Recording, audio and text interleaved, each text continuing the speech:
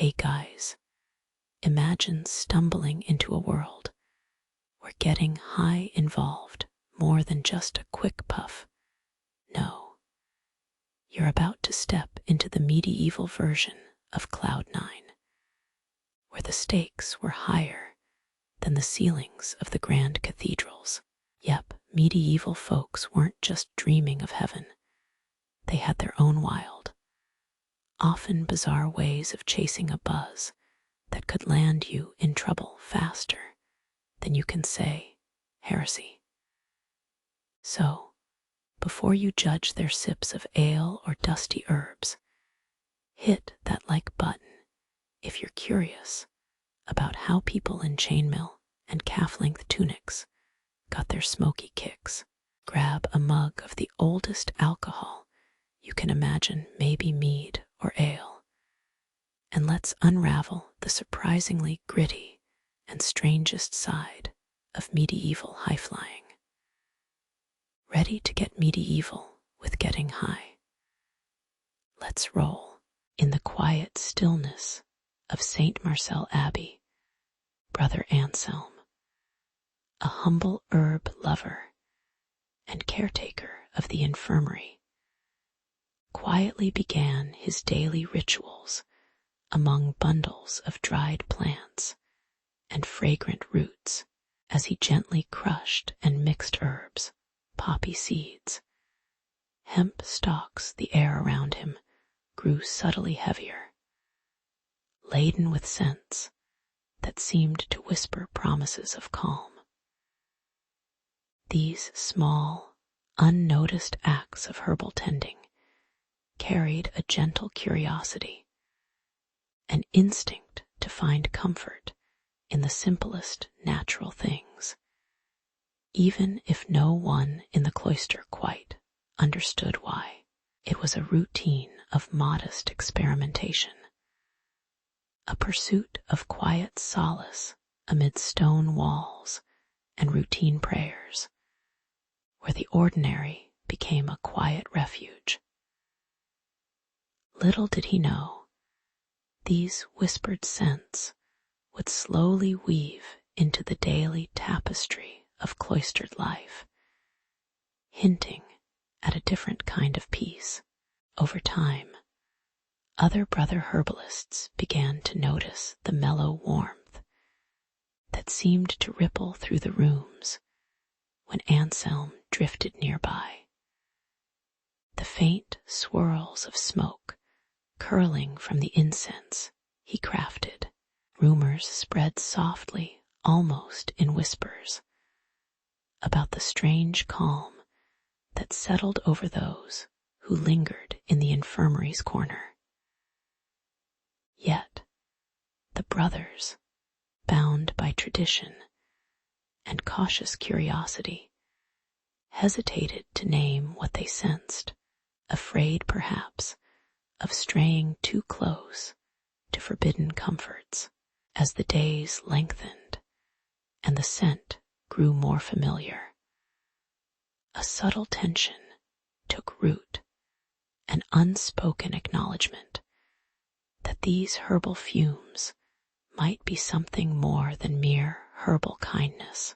The quiet experiment, once a personal act, now threatened to ripple outward in quiet defiance of the stillness that governed their days.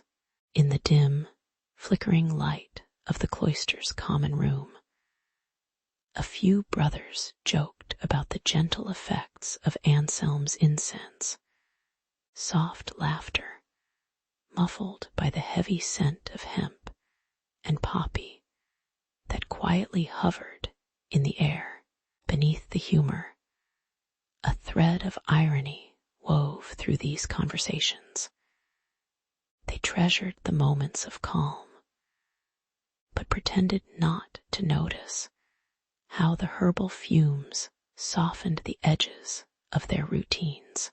Occasionally, a brother would close his eyes and let the tranquility wash over him, amused at how the usual sharp edges of prayer and work dulled lazy haze.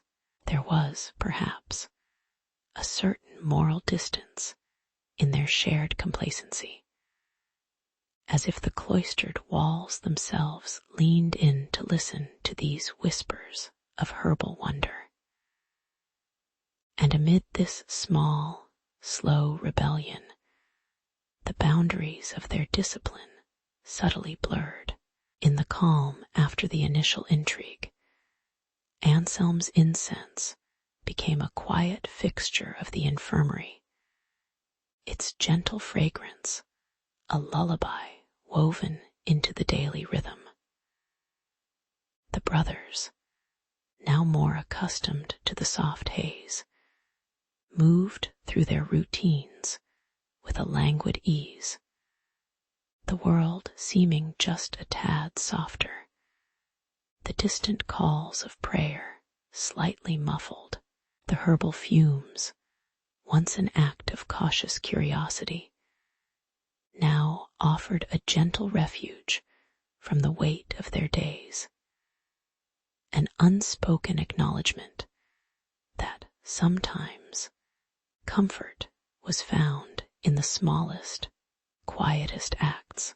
When shared in the stillness of the cloister, these moments of calm grew into a silent camaraderie, an understanding that the human need for peace persists, even in the most disciplined of lives.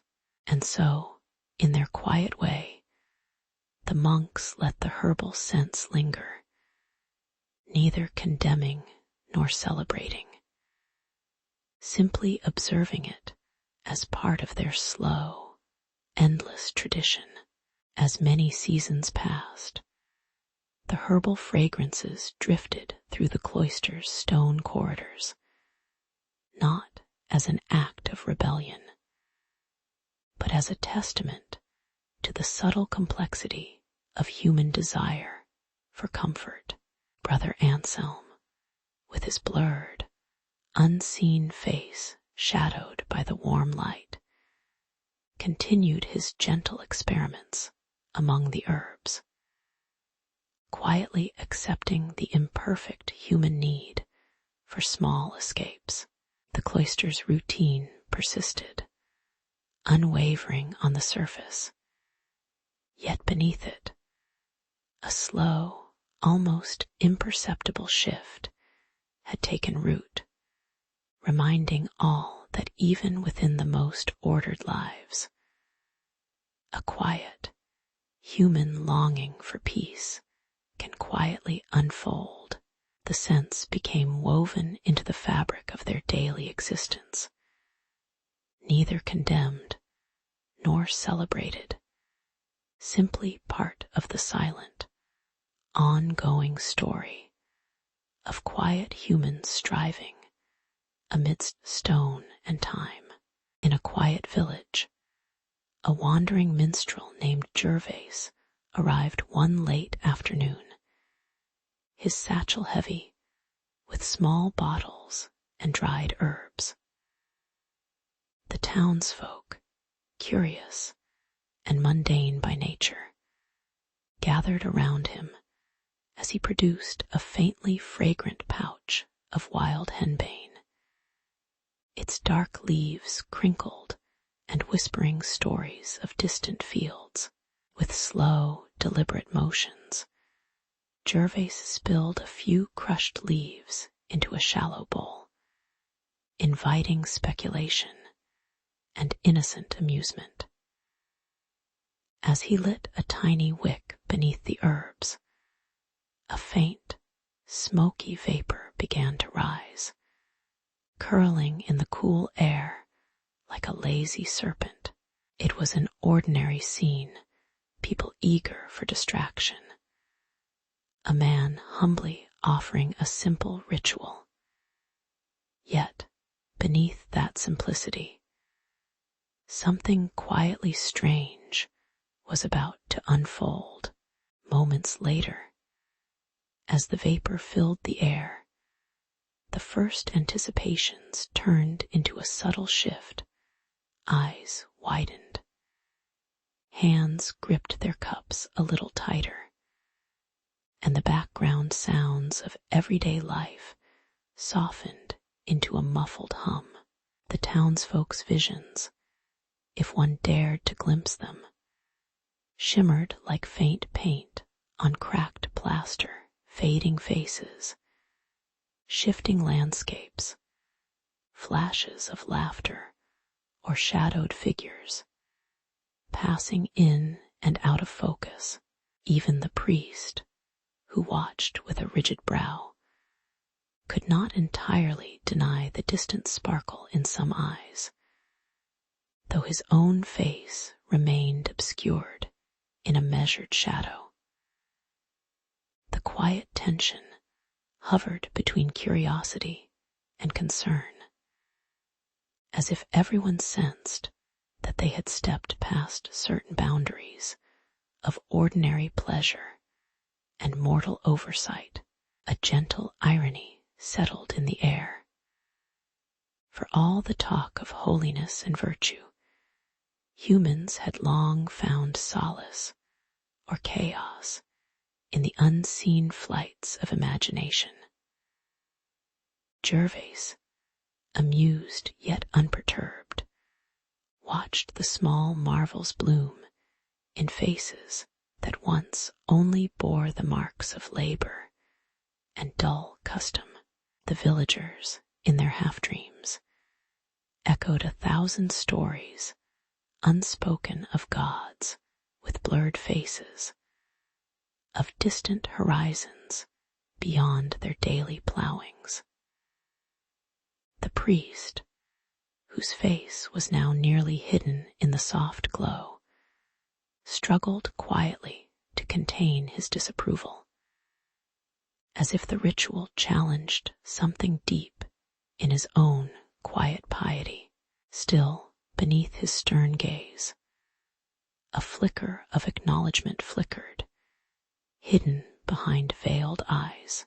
As the vapor spell waned, the villagers slowly returned from their mental voyages, blinking as if awaking from a dream only half remembered.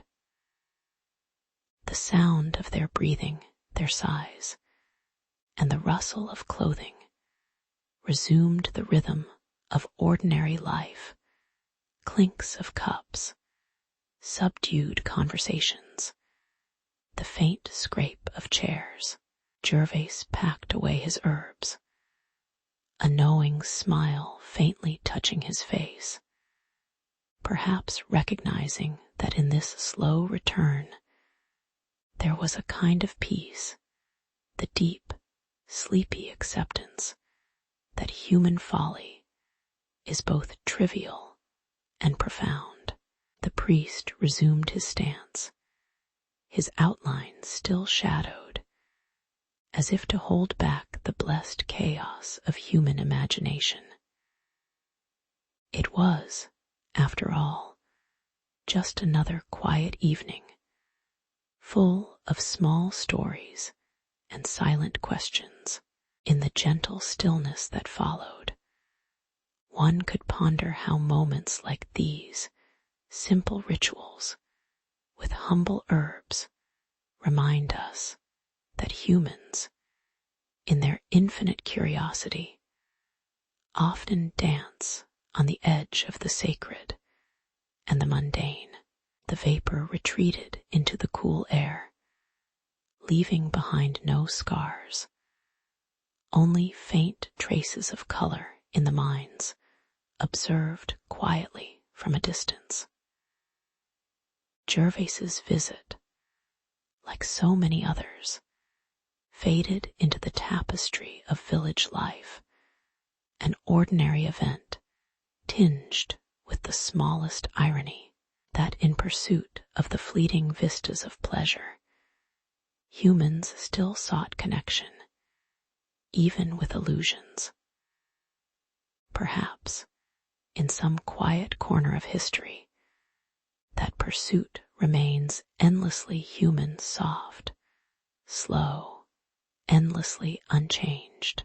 In the quiet corners of the medieval court, Word of an unusual plant hidden away in the king's lush garden began to drift through whispering corridors. The king, perhaps feeling a rare flicker of curiosity, or simply seeking distraction from the relentless toil of governance, commissioned a secret enclave filled with exotic, almost forgotten greenery. Courtiers and herbalists alike moved in hushed circles, tending to slender leaves and fragrant blossoms with care that bordered on reverence. It was a quiet experiment, an attempt to glimpse beyond their usual senses and touch some fleeting edge of wonder amid the mundane rhythms of their days. Perhaps, in those moments, they believed in the small possibility of something more extraordinary hiding in the commonplace. As weeks turned into months, the hidden garden became a site of secret gathering. Noble ladies and court alchemists found solace in its shadowy bounds, passing small leaves and brewing strange, aromatic infusions in concealed chambers. Their eyes flicked nervously over shoulders, knowing well that their clandestine activities skirted the edges of forbidden knowledge. Rumors stirred like gentle breezes, and whispers of altered states began to circulate among the hidden circles, though no one openly claimed the curious, shimmering haze that sometimes hovered over their quietly shared moments. Tension grew, carried on the faint scent of herbs and the nervous laughter of those who dared to indulge their curiosity in secrecy. Unbeknownst to the court, the bishop's emissaries had begun their quiet investigation, peeling back layers of concealment with subtle, insistent probing. They listened for forbidden words, observed wary expressions behind veiled faces, and tracked the faint trails of smoke and smell that betrayed the illicit gatherings. The irony was bitter. These humble, human pursuits of altered perception, rooted in wonder or boredom, had become the subject of cautious scrutiny. Yet, despite the stakes, the underlying human desire to find moments of escape persisted in simple gestures and stolen breaths. The slow, inevitable rise of tension hovered like a gentle storm beneath the calm surface of courtly life. Over time, the garden's secret began to settle into a strange, quiet normalcy. The court's whispers faded into muted acknowledgement, and the underground network found a fragile peace in their shared silence. The noble ladies and alchemists, knowing the risk, but unwilling to abandon their small rebellion, continued their experiments at the margins of law and morality.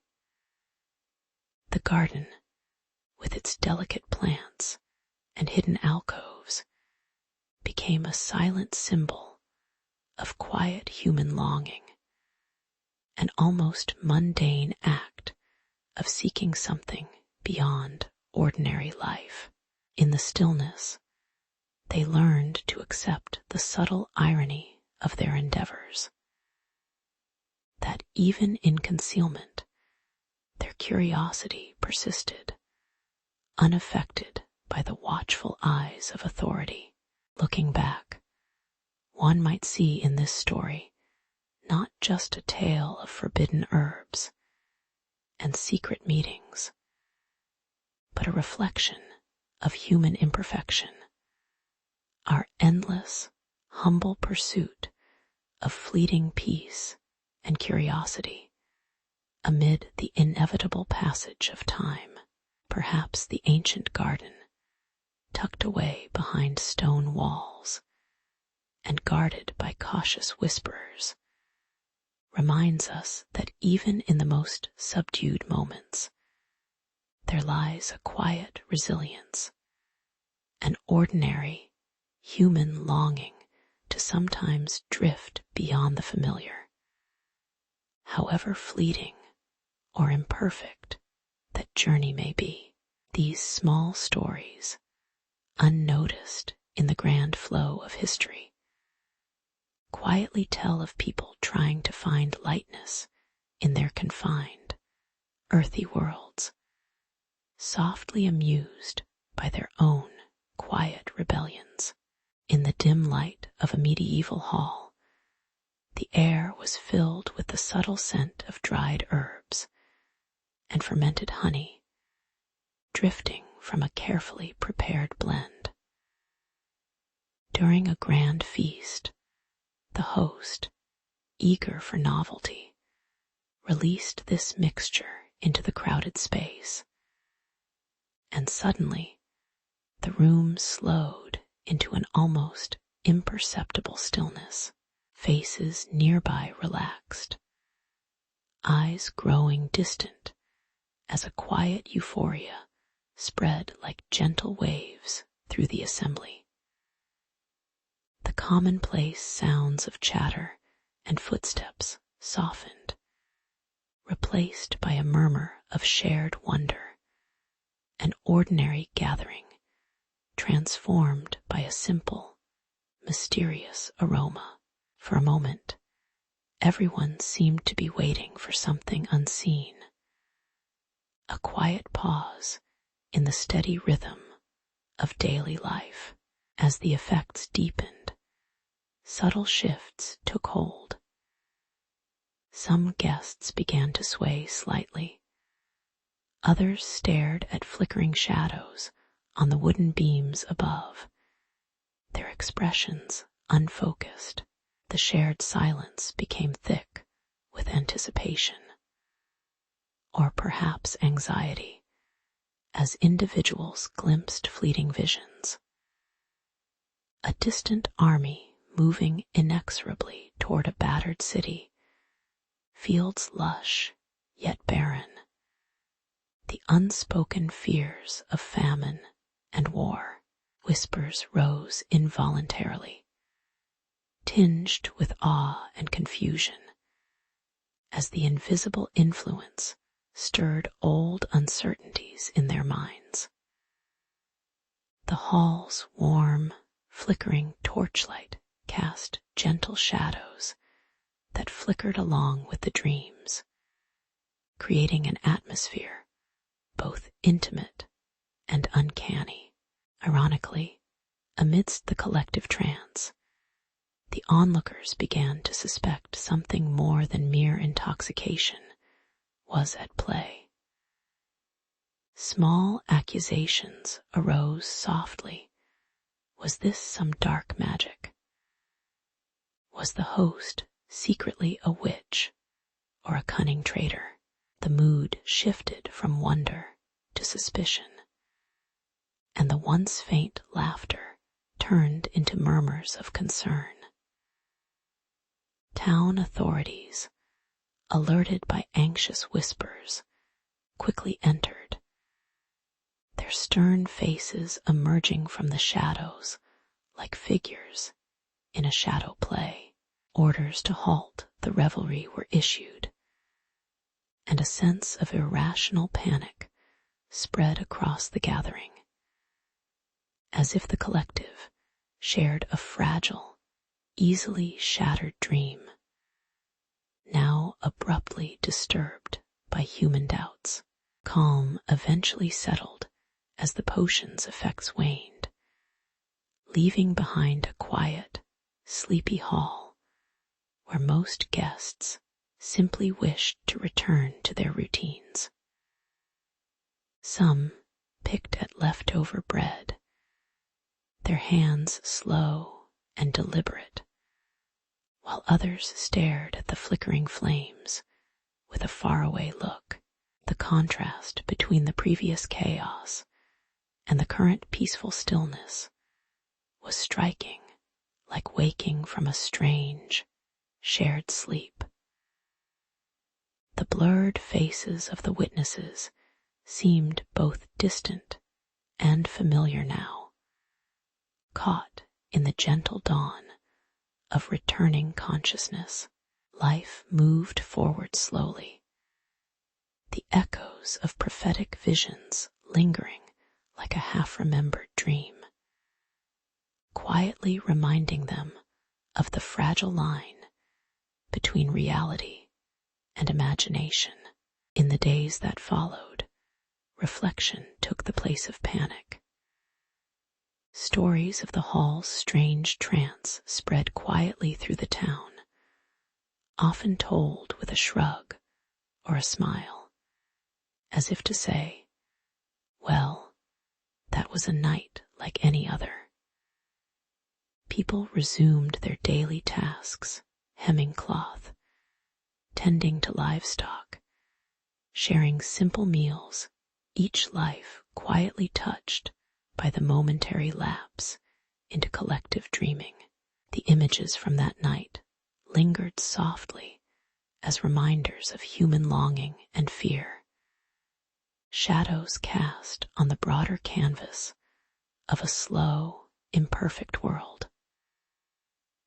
Mostly, they returned to their ordinary realities, the absurdity of human dreams woven into the timeless fabric of everyday life, not entirely forgotten, yet gently set aside, like a story told to children before sleep.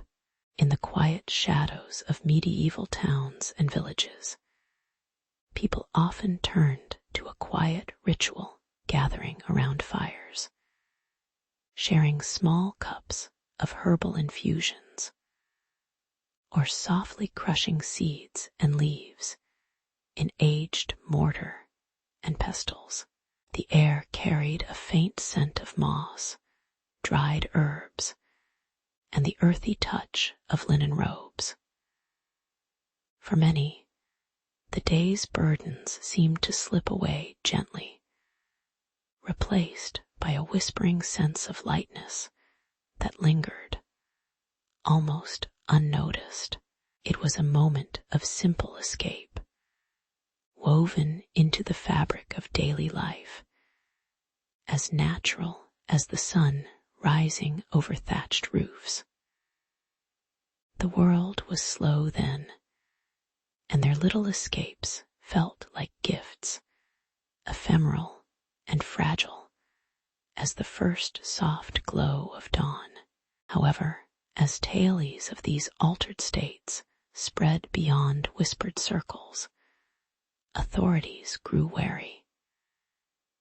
Edicts and bans appeared quietly, carved into parchments and posted on town squares, forbidding most herbs associated with psychoactivity. The gleam of silver coins replaced the scent of herbs in many market stalls, and the once casual collection of certain plants was now subject to suspicion. Yet, even amidst the crackdown, remedies using the beloved poppy and hemp persisted, safe enough, perhaps, because their medicinal properties were too useful to dismiss. The tension was thin, but palpable, casting a faint shadow over the everyday routines of craftsmen and farmers, who remembered that faint, distant high as something both forbidden and familiar. Ironically, the very efforts to suppress these plant uses often highlighted their importance and allure.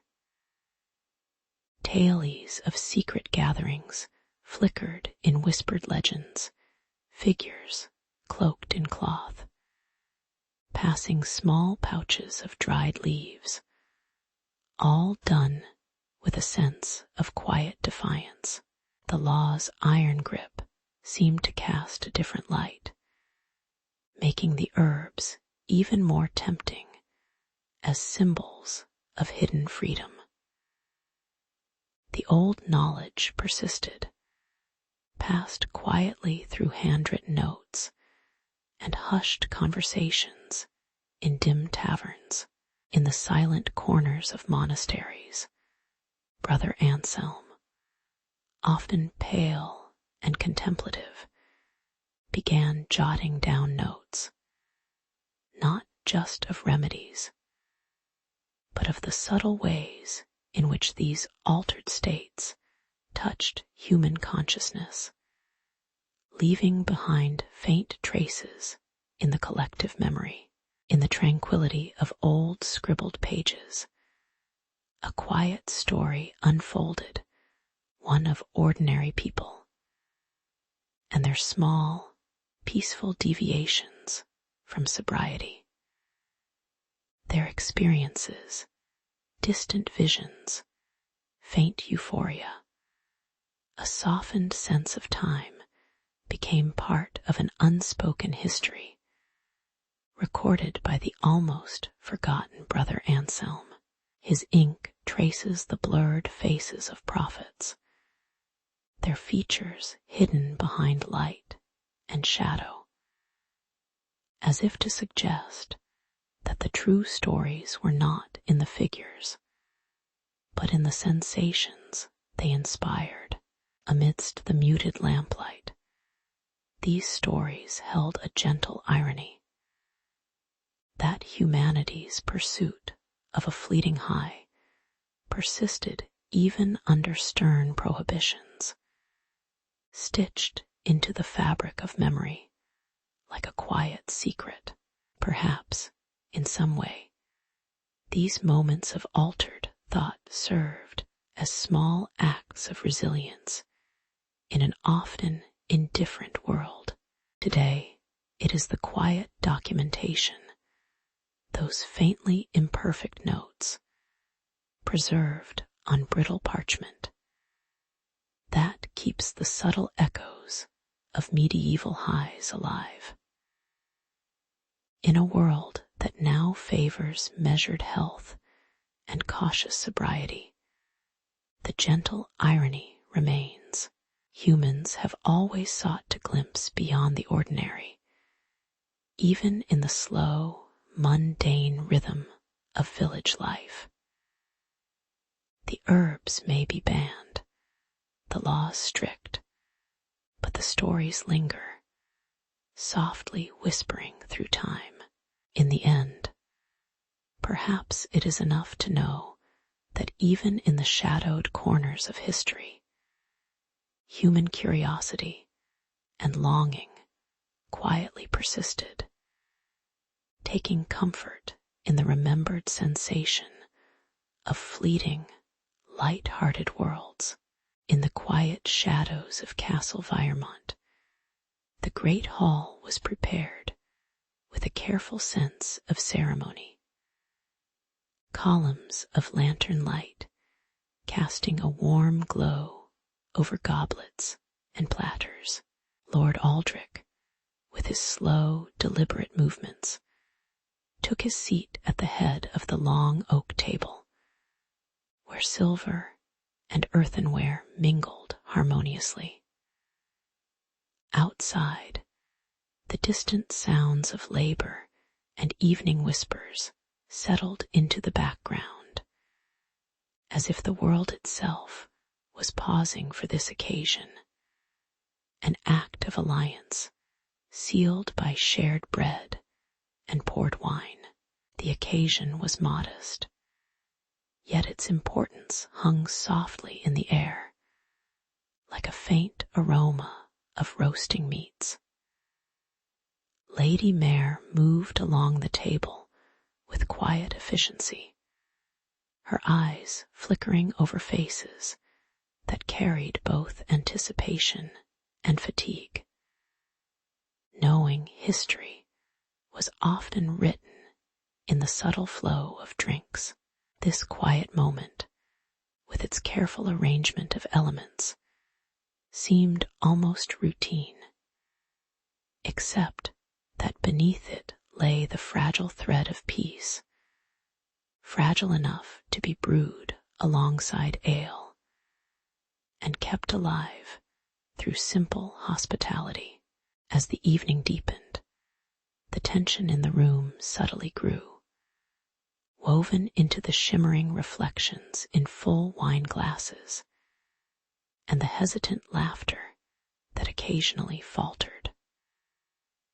Lords and ladies exchanged measured words, their smiles carefully crafted masks, while Gervise, the steward, kept a wary eye on the flow of conversations and wine, knowing well how easily allegiances could blur with just one too many siphons of ale. The wine's warm hue seemed to encourage verbosity, and perhaps a little more honesty, though perhaps only temporarily, giving weight to the diplomatic dance played out in slow, exaggerated gestures. The soft clink of cups and the rustling of linen were almost musical minor notes in the ongoing, silent negotiation that no official decree could quite capture. Even the servants, moving quietly between the tables, appeared aware of the dance's delicate balance, their movements a subdued reminder of the unspoken stakes resting heavily beneath the veneer of conviviality. Somewhere between cautious cheer and quiet irony, a particular toast was raised, an act both humble and slightly absurd, as ancient custom demanded it to bind friends and foes alike in liquid fellowship. Lord Aldrich's voice, steady but lacking enthusiasm, broke the stillness as the glasses clinked with a soft, echoing sound that seemed to carry the weight of unspoken consequences. The wine's sweetness contrasted with the bitterness of underlying rivalries, thickening the atmosphere with a sense of shared complicity in this quiet human comedy. Lady Mare, her face partially obscured by shadow, watched intently, as if reading the unspoken scripts written beneath the jovial surface, where sarcasm sometimes flowed as freely as the ale.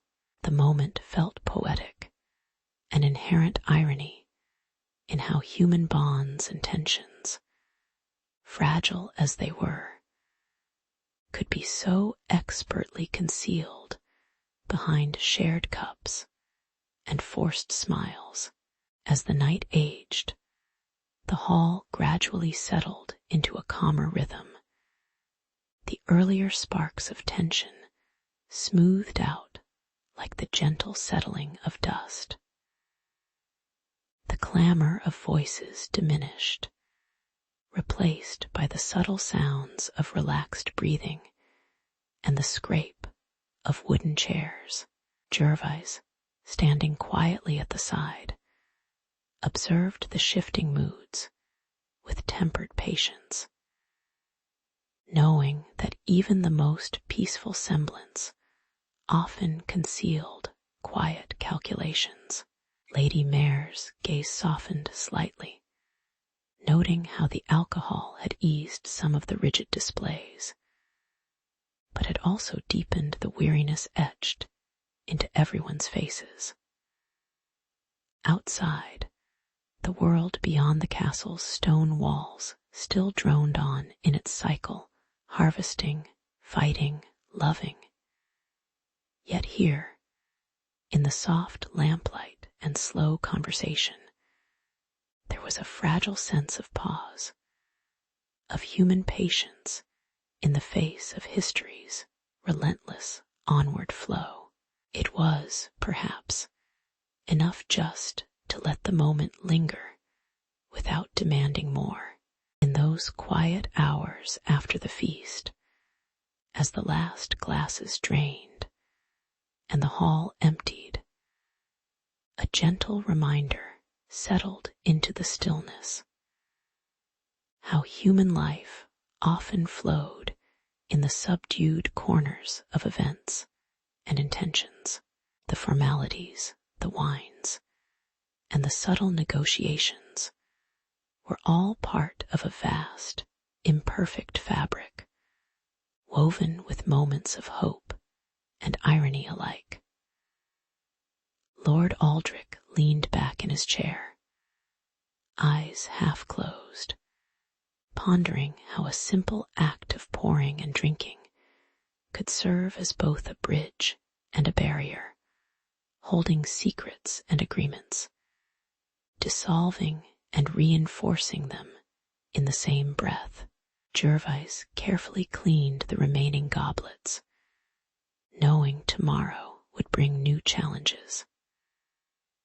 Outside, the night pressed softly against the castle walls, quiet and unassuming, a subtle witness to centuries of human endeavors, forever minor, forever meaningful, quietly woven into the slow, unremarkable course of history.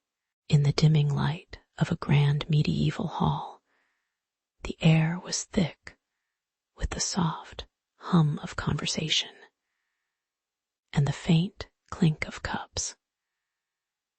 Nobles and diplomats settled into their seats, their faces blurred by the flickering torchlight, as they reached for their goblets filled with rich, dark wine. The evening began with simple cheers, and the gentle swirl of liquids reflecting a fleeting warmth in chilled hands. Beneath the surface of conviviality, a quiet tension lingered, an awareness that these moments of shared indulgence masked the fragile dance of power. Ordinary, yet significant, these gatherings were as much about the mundane act of drinking as about the subtle negotiations quietly unfolding in the background. As the night deepened, Gervais, a merchant known for his keen eyes and quiet routines, noticed something peculiar, a shipment of imported wine arriving under the cover of darkness. While the occasion seemed cheerful, he suspected these barrels carried more than just grapes. Faint symbols and coded marks suggested a hidden message exchanged between rival factions. His brow, normally relaxed, momentarily furrowed as he contemplated the small, seemingly innocent crates. The quiet rhythm of the banquet remained unchanged, but Gervais felt the undercurrent of intrigue ripple beneath the surface of the jovial atmosphere, turning what once felt like mere socializing into a subtle game of espionage. Meanwhile, a sly merchant seated nearby was slipping small vials of fortified ale into the cups of unsuspecting diplomats. Each pour a quiet act of complicity. The diplomats, caught up in their toasts and laughs, remained unaware of the extra strength infused into their drinks. The irony was gentle.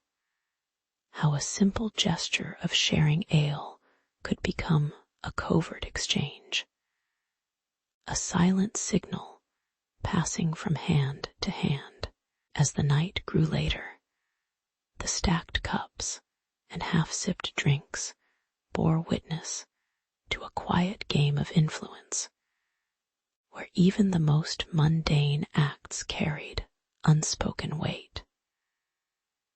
The room, filled with the soft murmur of idle chatter, seemed to hold both the gravity and the absurdity of human schemes. Eventually, the revelry softened into a calm stillness, like the lingering aftertaste of a well-worn story. The faces, once animated with purpose, now appeared smoother, calmer, more relaxed, shadows settling over the figures as the room's gentle hum transitioned into a quiet emptiness. Gervais, leaning slightly on the table, regarded the silent chaos he had observed. The coded messages and secret toasts had woven a tapestry of subtle strategy and human imperfection.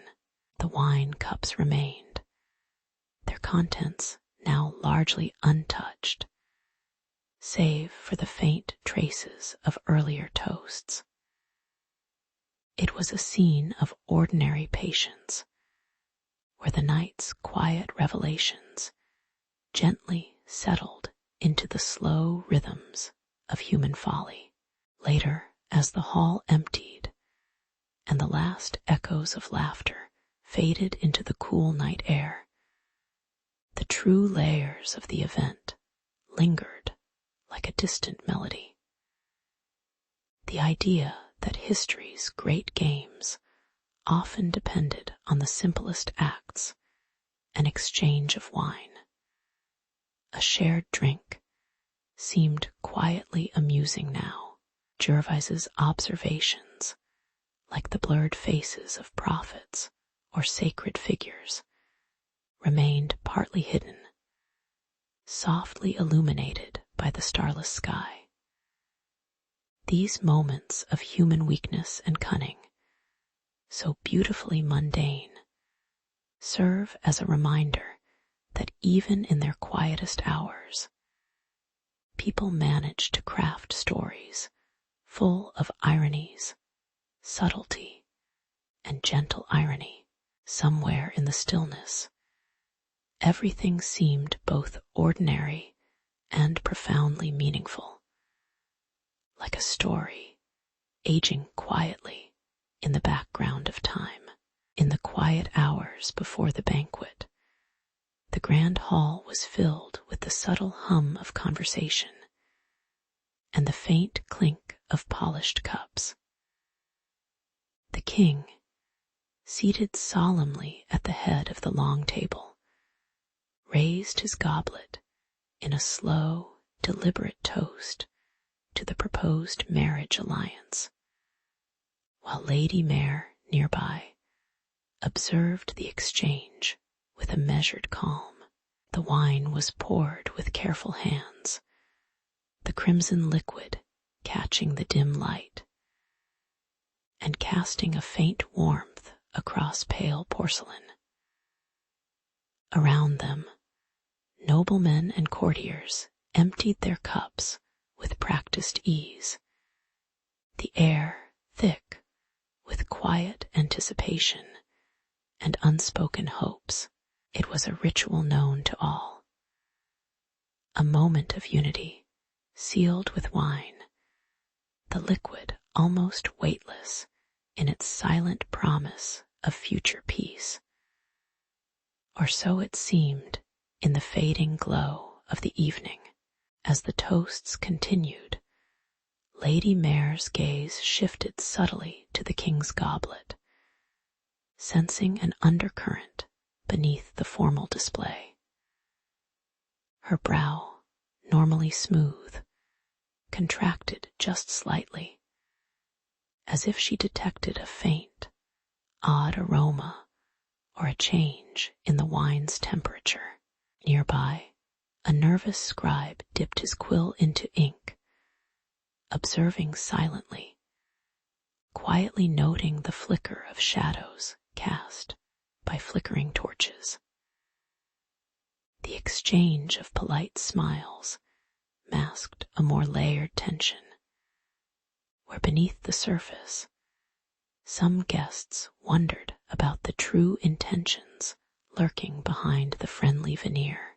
A low, almost imperceptible cough from the corner stole a fragment of attention, and for a moment, the grand illusion of harmony seemed to flicker, like a candle briefly struggling against a draft.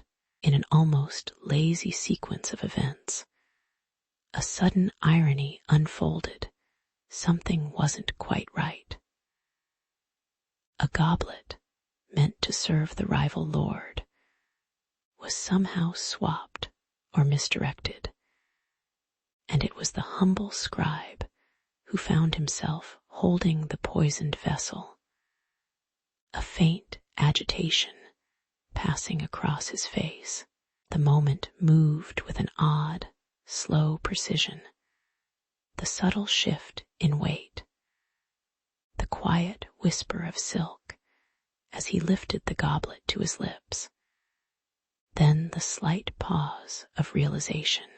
The room's breath seemed momentarily held, not in alarm, but in an almost mundane disbelief. How easily a small mistake could threaten the fragile threads of alliance, or at least one's very survival. It was neither sudden nor dramatic, just an ordinary slip, yet one whose consequences might ripple quietly through history's unassuming fabric. In the aftermath, the hall settled into a muted, contemplative silence as everyone subtly returned to their places, eyes lowered or turned away. The realization that the mistake had occurred without anyone quite knowing when or why brought with it a strange calm, as if the moment's tension had gently dissolved into the pervasive atmosphere of practiced indifference. The king's face, shrouded in shadow, remained still, unreadable, while Lady Mare adjusted her seat slightly, her expression unreadable but thoughtful.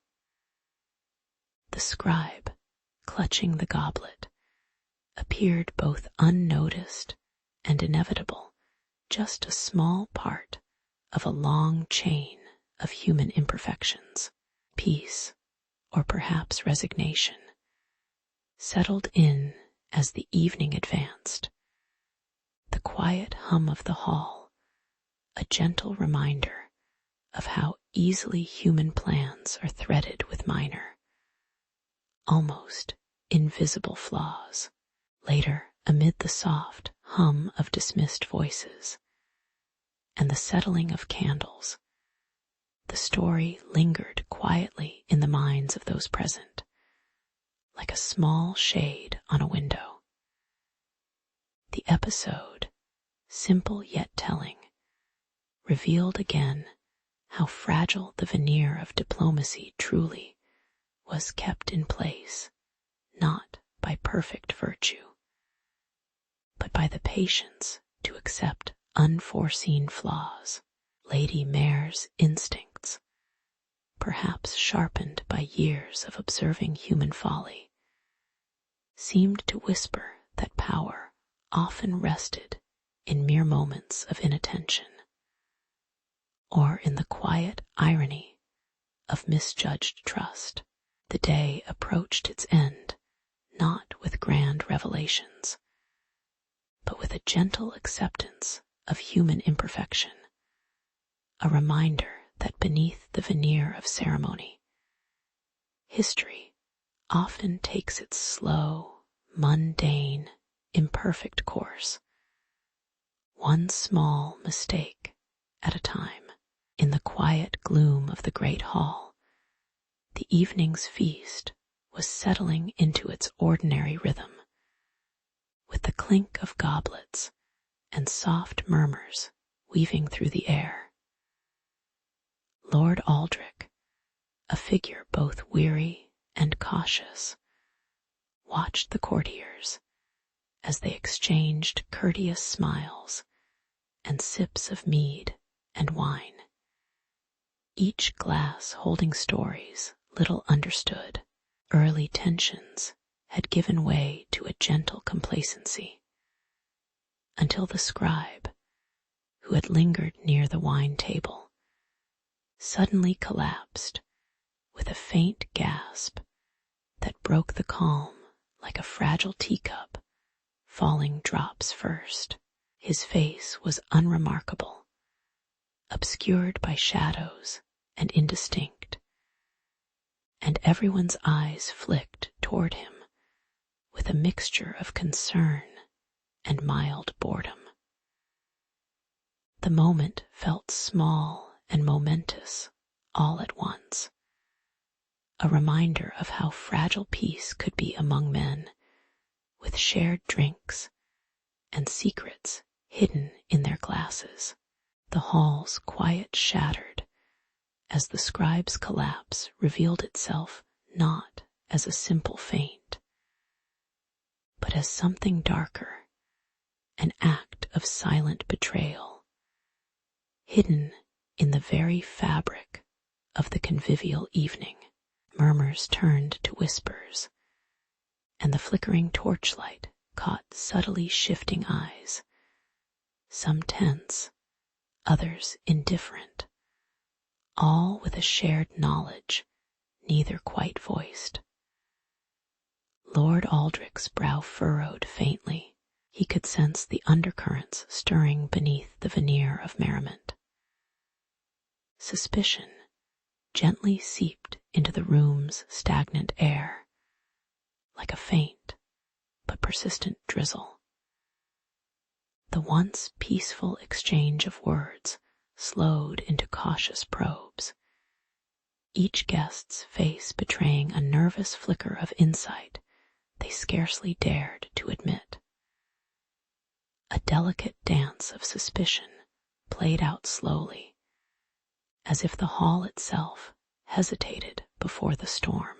Irony settled softly over the scene as it became apparent that the very wine meant to forge bonds was now the silent messenger of conspiracy, its coated droplets unwittingly revealing secrets.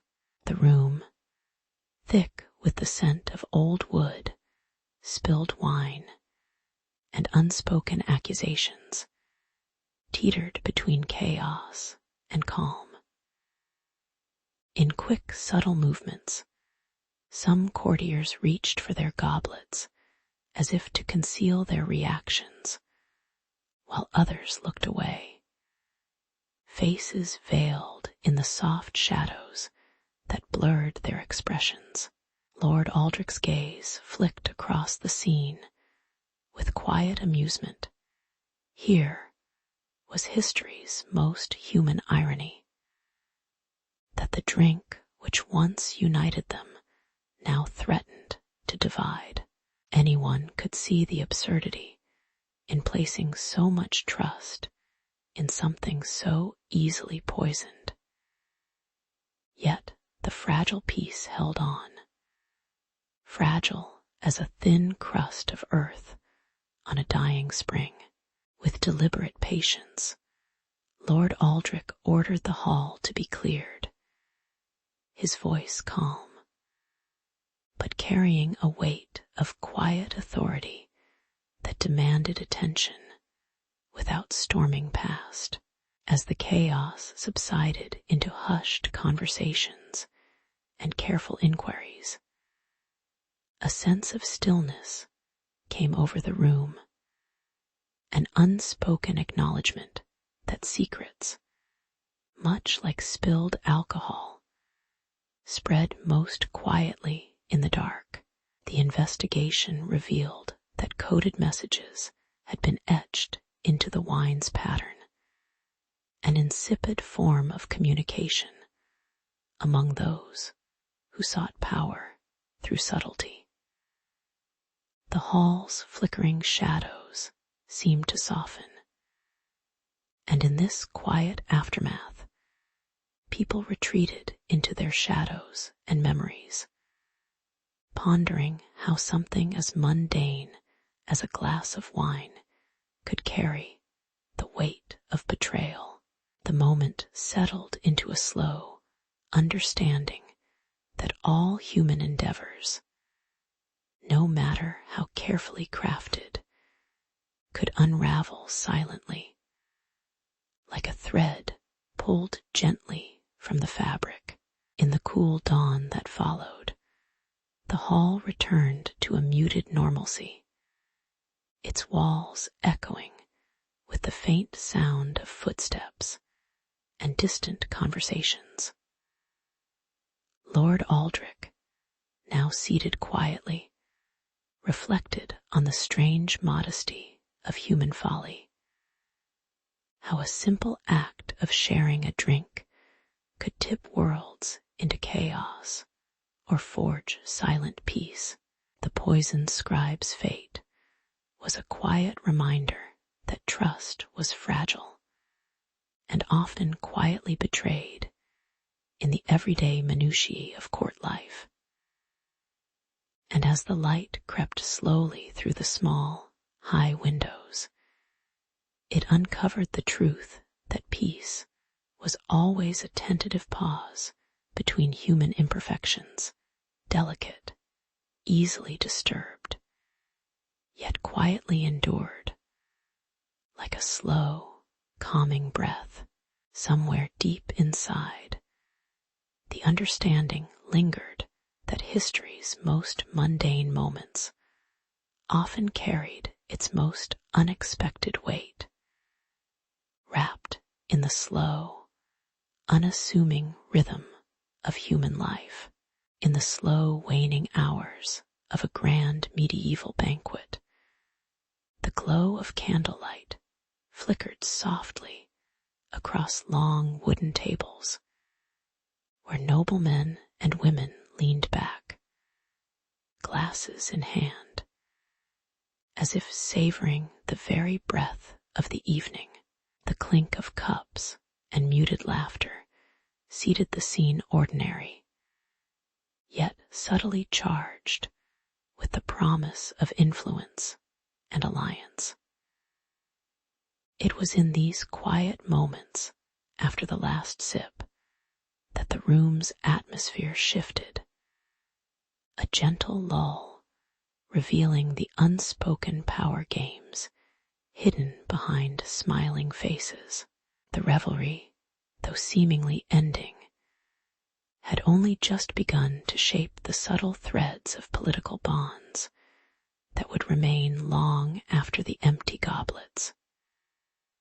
Here, amidst the scent of roasted meats and spilled wine, history lingered, almost unnoticed, in the soft silence that settled like a cloak over the hall. As dawn neared, the aftermath of the feast drew a quiet tension. Stirrings of new rules whispered among the servants, who began cleaning the spilled wine and smoothing out crumpled napkins. Curiously, the Crown's advisors drafted decrees limiting the amount of alcohol at future gatherings, suspecting that too much merriment might blur the lines of loyalty. Meanwhile, behind closed doors, noble families gathered once more, their whispered negotiations colored by the night's excesses. as alliances born in drunken vows now needed solidifying on firmer ground. The banquet's revelry had loosened many tongues, and now, with measured calm, the kingdom sought to reassemble its fractured diplomacy. The slow movement toward regulation hinted that alcohol's role was no longer just for merriment, but a tool of governance, ever so subtly, undeniably, intertwined with power. There was a touch of irony in the way. The sober dawn revealed the true weight of that evening's intoxicated promises, blurring lines that, once clear, now mixed with humor and regret. A nobleman, clutching a half-forgotten goblet, smirked at the memory of slipping a secret into a goblet, an act that might have shifted the course of a marriage pact or a treaty. Prophets' faces, if seen at all, were hidden behind veiled shadows, their words unspoken or forgotten. Yet the consequences rippled effortlessly through the castle halls. The evening had unwittingly stirred a quiet shift. Regulations were drafted, alliances reevaluated, and the very fabric of political trust was subtly tested in the dull glow of early morning.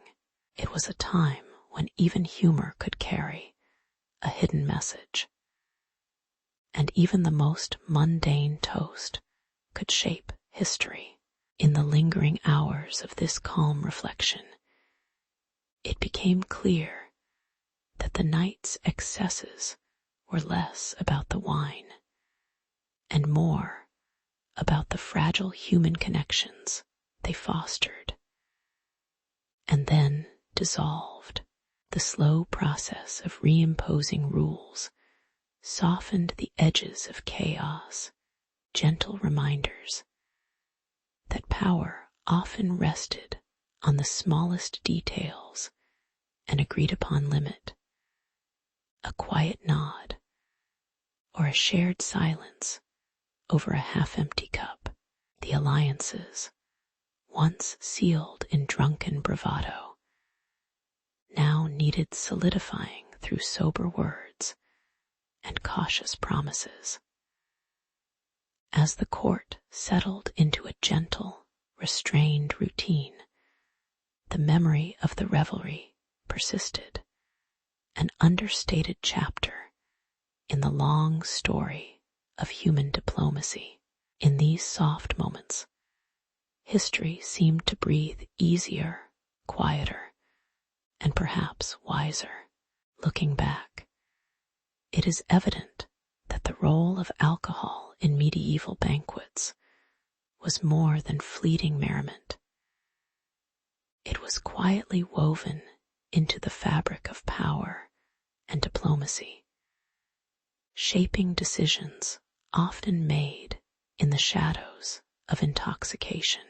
The evening's chaos and calm alike remind us that human endeavors, be they noble or trivial, dare to exist in imperfect harmony, gently blurred by time and intention.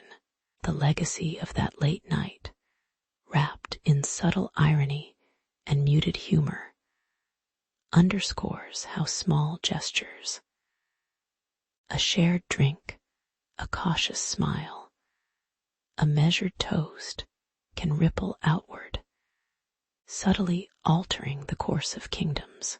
Perhaps, in the end, the real lesson is that beneath the veneer of merriment, history remains patiently indifferent, listening, observing, quietly amused by our quiet human imperfections.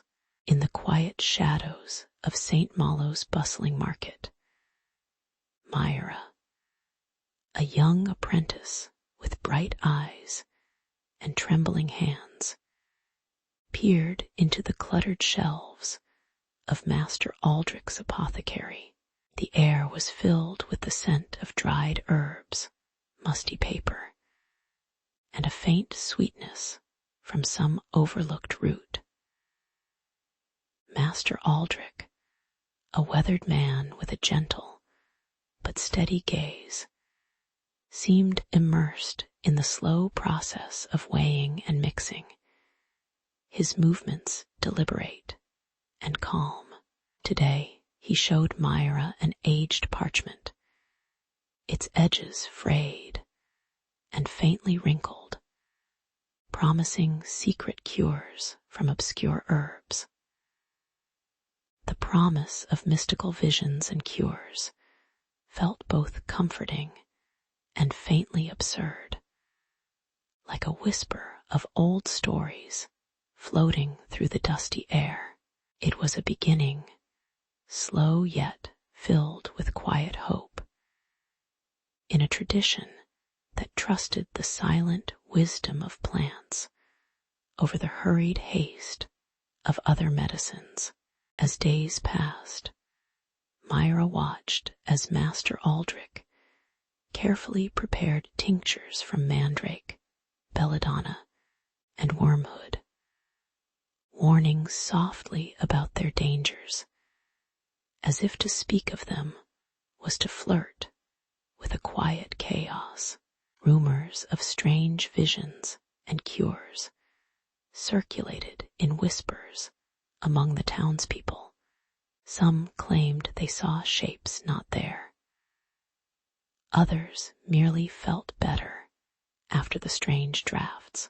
Myra, curious but cautious, noticed how the herbs seemed almost alive, their dark roots and brittle leaves hiding secrets that promised relief or ruin. Tension grew as the line between healing and harm blurred. The herb's potent properties carried an ironic weight. Some had to be handled gently, yet could deliver sudden, unpredictable effects. The lines between medicine and madness seemed as thin as the threads of light slipping through the window frames. Unnoticed, but always present, one slow afternoon, Myra found herself contemplating the parchment's faded symbols, and the quiet irony of it all, how simple leaves could evoke such extraordinary hopes and fears. Master Aldrich, with a faint smile hidden beneath a shadow cast by the low sun, noted her gaze and said softly, almost amused, that the herbs were both medicine and superstition, each cure wrapped in layers of human desire and doubt. The townspeople, eager for miracles, often brushed aside the careful warnings etched into the parchment's margins, chasing visions rather than cures. Myra chuckled softly, realizing how often human nature seemed drawn to the extraordinary amid the mundane. The herb's secrets, much like life itself, appeared straightforward, but carried a silent irony. The power to heal often lay in the unseen, unpredictable, and sometimes oddly humorous chaos of nature. In the muted quiet of the shop, Myra grew more comfortable with the slow rhythm of her apprenticeship. The ticking of an old clock blending into the faint rustle of dried herbs. Master Aldrich, now perhaps more relaxed, handed her small, carefully wrapped bundles, reminding her to trust the silence within the leaves as much as the parchment's faded words. The herbs rested quietly on the shelves, each a small story of human hope, folly, and patience. Myra sensed that the true art lay not in the herbs alone, but in the humble accepting silence of the healer, waiting calmly for the possibility of a cure to unfold. The gentle hum of life outside the shop, with distant footsteps and the soft call of townfolk, seemed to echo the quiet dignity of this ancient craft. And in that stillness, she felt the faint ripple of understanding that medicine was just another quiet human story, subtly intertwined with the absurd beauty of waiting. Reflecting quietly on her time in the shop, Myra recognized that the herbs' true magic was not in their mystical promises, but in the silent patience of those who dared to trust their quiet powers. The parchment, now slightly more worn, sat on the counter like a relic of human curiosity, an artifact grounding the centuries of stories about healing and folly. The shadows lengthened, casting a soft glow over the shelves as the town moved slowly into evening, unaware or perhaps content with the gentle absurdity of their search for cures. Master Aldrich, with a faint smile and a flicker of humor in his eyes, seemed to agree that the herb's greatest gift was simply to make people pause, to wait quietly, and accept the gentle uncertainty that we all carry. And so, in this unremarkable shop, amidst humble roots and faint hopes, life continued its slow, thoughtful dance, as it always had, quietly amused by the human's endless pursuit of miracle, however mundane it might be. In a quiet corner of a forgotten monastery, Myra arrived at a place where the air was thick with the scent of moss and dried herbs. The monks moved slowly, their faces blurred by the flickering candlelight, tending to a garden filled with tall mandrakes, bright-eyed belladonna, and whispering wormswood. She watched as they carefully harvested some plants, their hands steady despite the subtle tremor in her own. It was a world of simplicity blended with quiet knowledge, where the line between medicine and magic seemed just a faint shadow. Myra felt the gentle hum of the evening settle over her, as if the plants themselves were leaning into a long, slow sleep. There was an odd comfort in the patience of these old rituals, even amid the faint undertone of risk beneath each soft touch.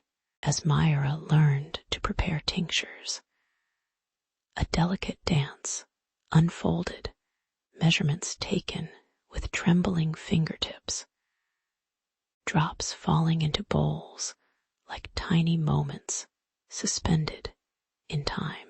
The monks explained how small miscalculations could turn a healing brew into something altogether different. A hint of danger hidden within the potion's calm. The novice monk, eager but overzealous, hurried through his tasks until the crackle of a spilling drop echoed louder than intended.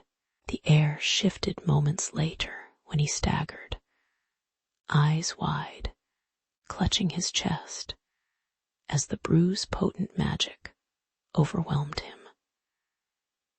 A flicker of irony passed through Myra's mind, how humans, in their quest to tame nature's wild gifts, often tripped over the boundaries they barely understood.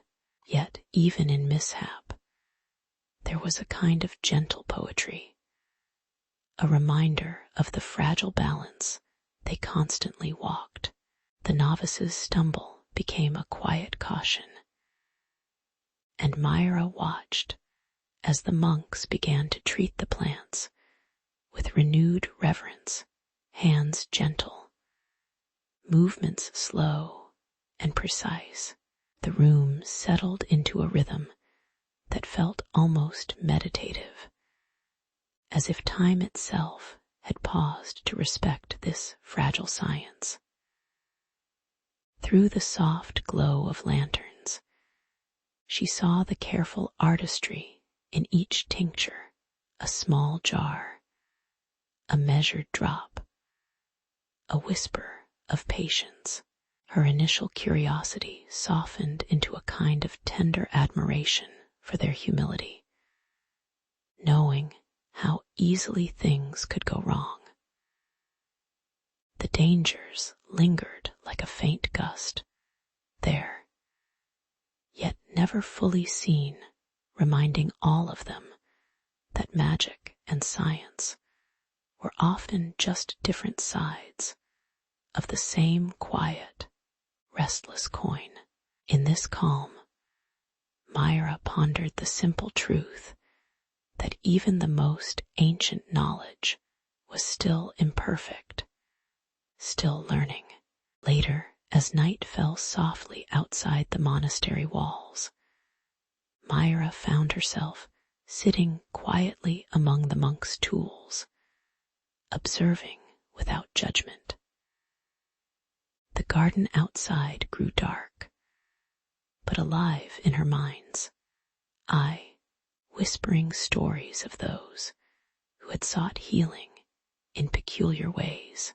She felt the weight of human imperfection, how every recipe, every brew, was a fragile effort against the vast, unknowable nature of the plants and their secrets. The danger had not vanished entirely, but it had become part of the quiet acceptance of their craft.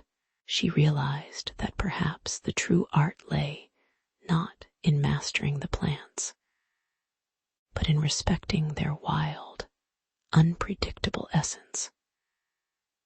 With a slow inhale, she let the calm settle, appreciating the slow, imperfect dance of human attempts to understand the mysteries around them. In the stillness of that evening, Myra reflected on the strange intertwining of healing and hazard that marked the monks' work. The blurred faces of distant prophets and unseen guides seemed to shimmer faintly in her thoughts, shadowed and hidden, much like the secrets of the garden. She understood that these ancient practices, oscillating between caution and curiosity, were part of a long, silent dialogue with nature, one that required patience, humility, and a touch of humor. As she prepared to leave, she felt a gentle sense of gratitude for the quiet wisdom that survived through imperfect hands and cautious hearts. There was a certain peace in knowing that even in the pursuit of understanding, humans remained forever humble and subtly amused by their own modest, imperfect endeavors. The monastery's slow rhythm lingered in her mind, as a quiet testament to that timeless dance. As the Black Death silently moved through the villages and streets, the town council grew restless, their minds heavy with worry. In their quiet chambers, they pressed forward with the hope that some herbal remedy might stave off the unseen threat threatening to wipe their world clean. Aldrich, the aging apothecary, pored over brittle parchment, his fingers tinged with the earthy scents of dried herbs. Myra watched him, her eyes reflecting a mixture of hope and skepticism. Adjusting her simple linen apron as they prepared their modest mixture, the air was thick with the smell of dried leaves and the faint hum of worry ordinary folk caught in extraordinary times, hoping for something, anything, to save them. Even amidst the fear, there was a strange comfort in these small rituals, in trusting a handful of herbs to carry some measure of relief amidst chaos. Yet, as word of their herbal concoction spread, tension simmered beneath the surface. Rival healers, whose darkened alleyways and shadowed workshops thrived on less reputable charms, denounced the herbs as witchcraft, dangerous, forbidden, heretical. The town's quiet streets filled with hushed accusations as neighbors peeked through half-open shutters, weighing suspicion against hope. Aldrich and Myra found themselves caught between the desperate needs of the afflicted and the growing chorus of condemnation. The flickering candlelight casting long, uncertain shadows across their modest table, the delicate line between medicine and madness unraveled, leaving behind a bitter irony. Their humble herbs, which might have eased suffering, now threatened to turn them into outcasts, or worse. In these moments, the sound of the wind outside seemed to echo the fragile balance of hope and fear. They tried to hold steady. Time moved slowly, as if the air itself had thickened with the weight of hesitation. The herbs sat in small clay pots, quietly releasing their faint aroma of bitter greens and earthy roots. Aldrich, perhaps sensing the irony of their predicament, chuckled softly at the absurdity that their simple plucks from nature could cause such turmoil. Myra glanced at the herbs, feeling the strange hum of an undercurrent, part anticipation, part quiet resignation, knowing that whatever would come next was out of their control. The town's people continued their daily routines, passing by with a glance at the strange medicinal plants, with a mixture of curiosity and suspicion. There was a comfort in routine, even if it was tinged with unease, a reminder that life persisted amid the shadows of dread. And so, in a slow, measured way, they waited, as the herbs quieted into their silent role amid the quiet struggle. In the calm that followed, Aldrich and Myra found a strange kind of peace, observing the herbs as if pondering their quiet significance in the grand, indifferent flow of life. The market stalls resumed their languid rhythm, the flickering lanterns casting warm, uneven light on faces now a little more weary, yet still human in their imperfections. The threat of accusations receded into the background, replaced by the gentle hum of everyday survival, small chores, whispered exchanges, the distant sound of children at play. The herbs rested in their small bowls, neither hero nor villain, just humble parts of a human effort to understand suffering. They had come to appreciate that reality often lingered in the slow moments, those soft, mundane spaces where hope and irony coexisted quietly without fanfare. Somewhere within that stillness, they recognized the simple truth. Life persisted, imperfect and unremarkable, like a softly held breath before sleep. Looking back, Aldrich and Myra reflected on their efforts with a nuanced calm.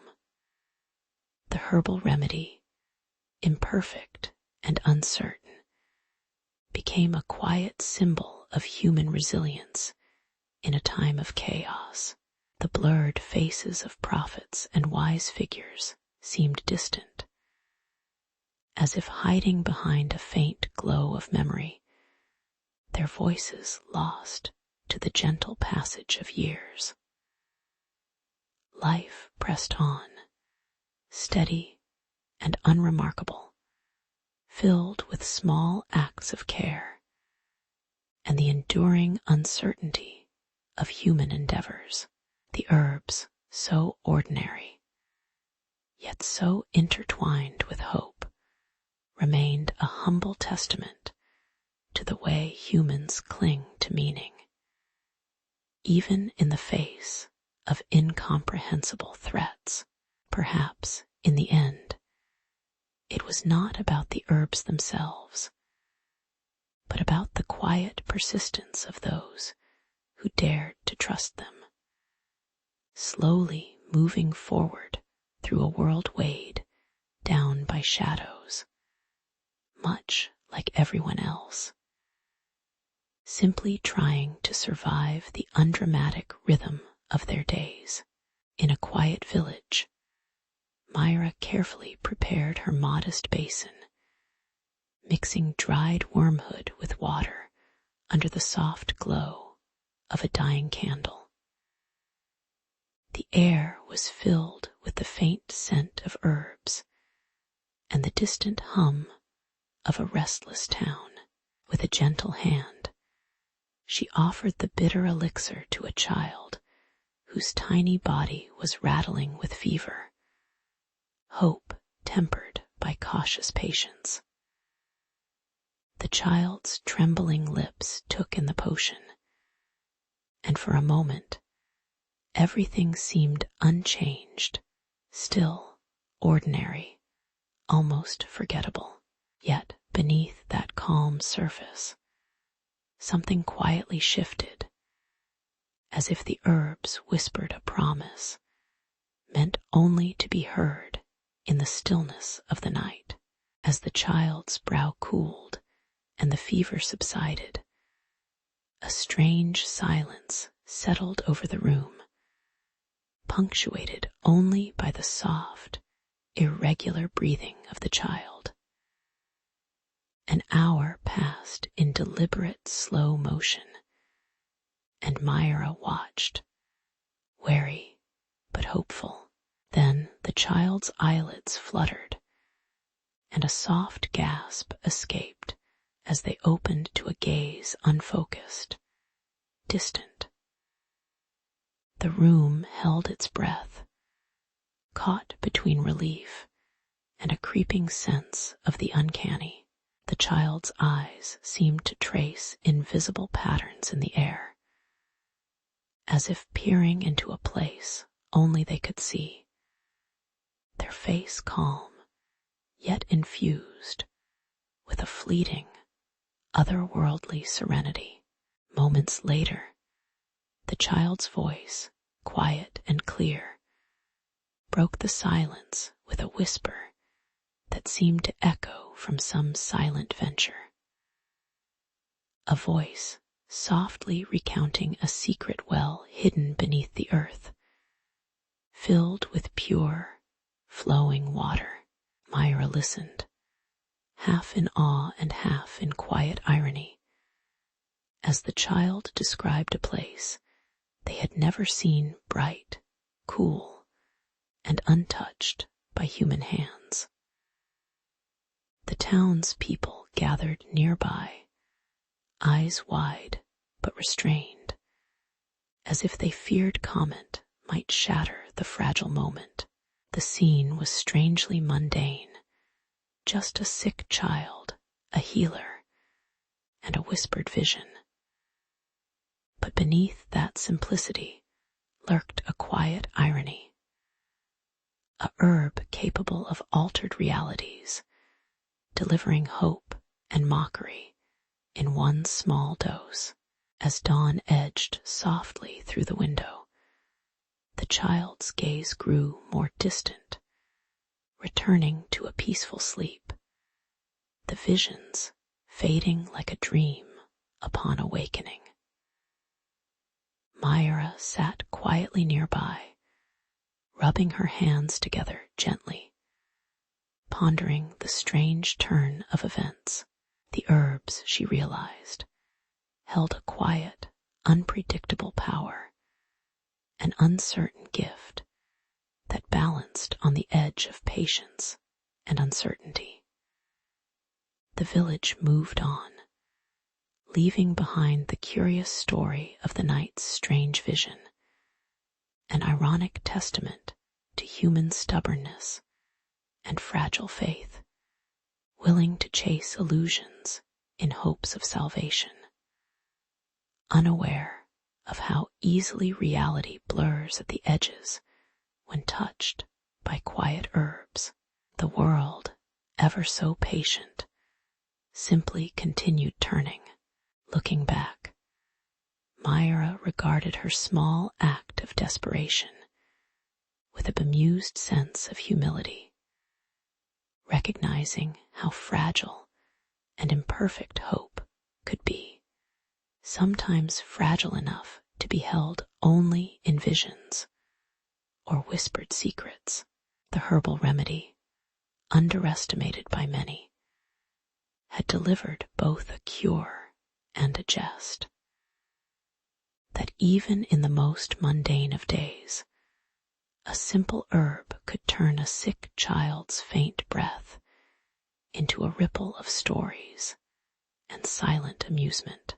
The village, wrapped in dull light and quiet laughter, drifted onward unchanged, but subtly transformed, reminding all that in human history, hope and irony often walk hand in hand beneath a shared, gentle sky. In the quiet shadows of a medieval town, Aldrich and Myra quietly cultivated a secret garden where herbs with peculiar, twisting leaves grew under the faint light of dawn. Their shared purpose was simple but profound, to discover remedies that could ease human suffering, guided more by observation than superstition. As villagers went about their routines, carrying water, tending livestock, murmuring gentle prayers, the duo's modest patch was easy to overlook, yet its quiet promise shimmered like a hidden dawn. They listened patiently to the rustling herbs, waiting for subtle signs, their faces often blurred by weariness or curiosity. The garden was both a curiosity and a sanctuary, an unassuming relic of a time when healing was as much about patience as potion. As years passed, the herbal remedies based on hallucinogenic plants became a delicate, unspoken part of local medicine, carried out in quiet consultation with those brave enough, or perhaps desperate enough, to try. Tensions arose when others began to whisper fears about these herbal secrets, superstition, suspicion, or perhaps mere human reluctance to accept unknown cures. Myra, feeling the weight of these accusations, meticulously documented her observations in a rough treatise, her pen sometimes trembling as she tried to preserve the garden's truths against the tide of doubts. Meanwhile, Aldrich's gestures became more cautious, the shadows in his eyes hinting at the burden of knowledge, too easily dismissed. The peaceful soil beneath their feet seemed to hold its own quiet irony, that such simple herbs could evoke both healing and hesitation. Over time, the townsfolk, caught between curiosity and fear, began to treat Myra's treatise as a whispered legend, a story carried like a fragile leaf on the wind, sometimes ignored, sometimes cherished. The villagers' faces blurred in the twilight, expressions hard to read beyond the faintest hint of skepticism or wonder. As if they all knew the herbs held a secret they dared not fully articulate. Myra herself, once eager to share what she knew, started to smile softly at the irony. How the quietest plants might carry the loudest doubts, and how the act of remembering could keep an old garden alive long after the herbs had faded into memory. Her words, written in careful strokes, seemed to hover gently between certainty and doubt, echoing the softly humming life of the herbs themselves.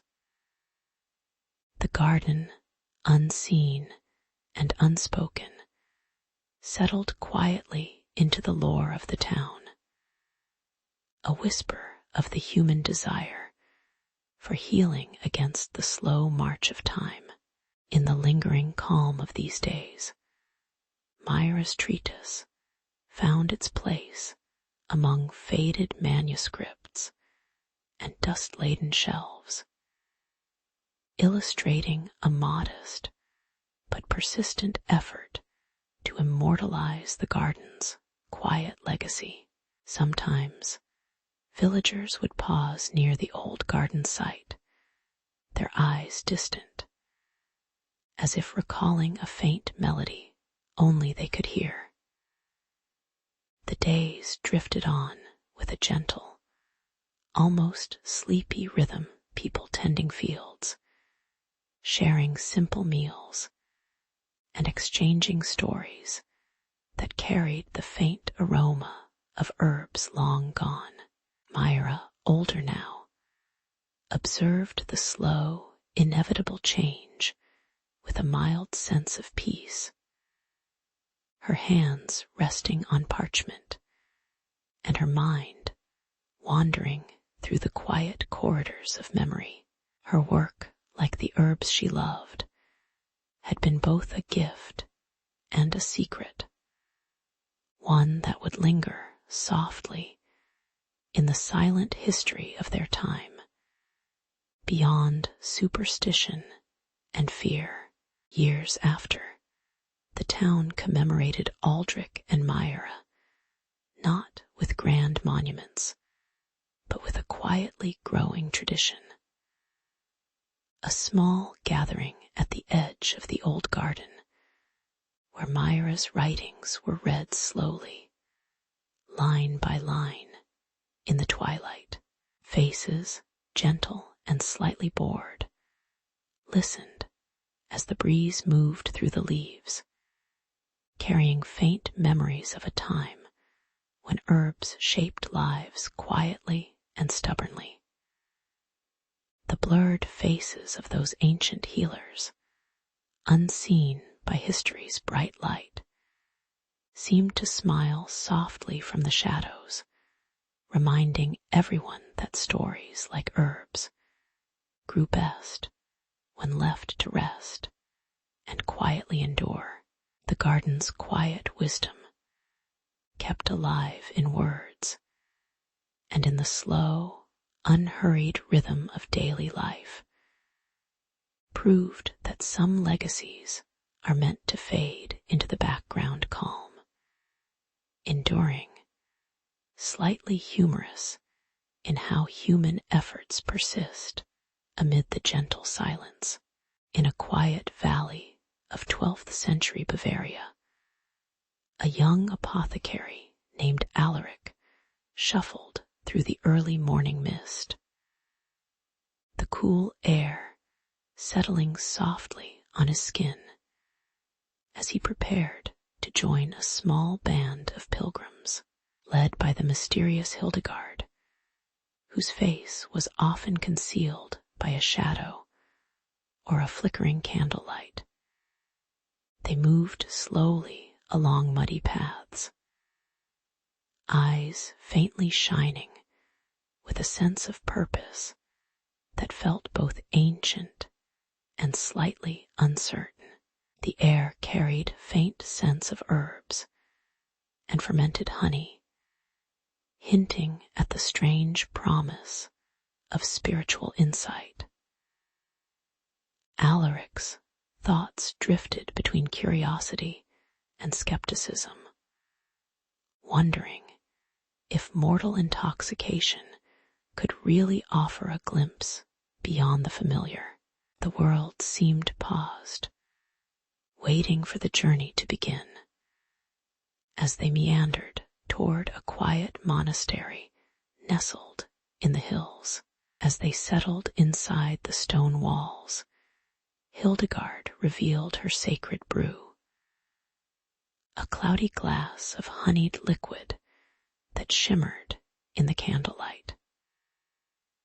The pilgrims hesitated briefly, knowing that beyond their daily routines, drinking this would bring a small, illicit step into the divine. Alaric felt the cold touch of the cup between his fingers, the honey's sweetness thick and sticky, inviting and forbidden all at once.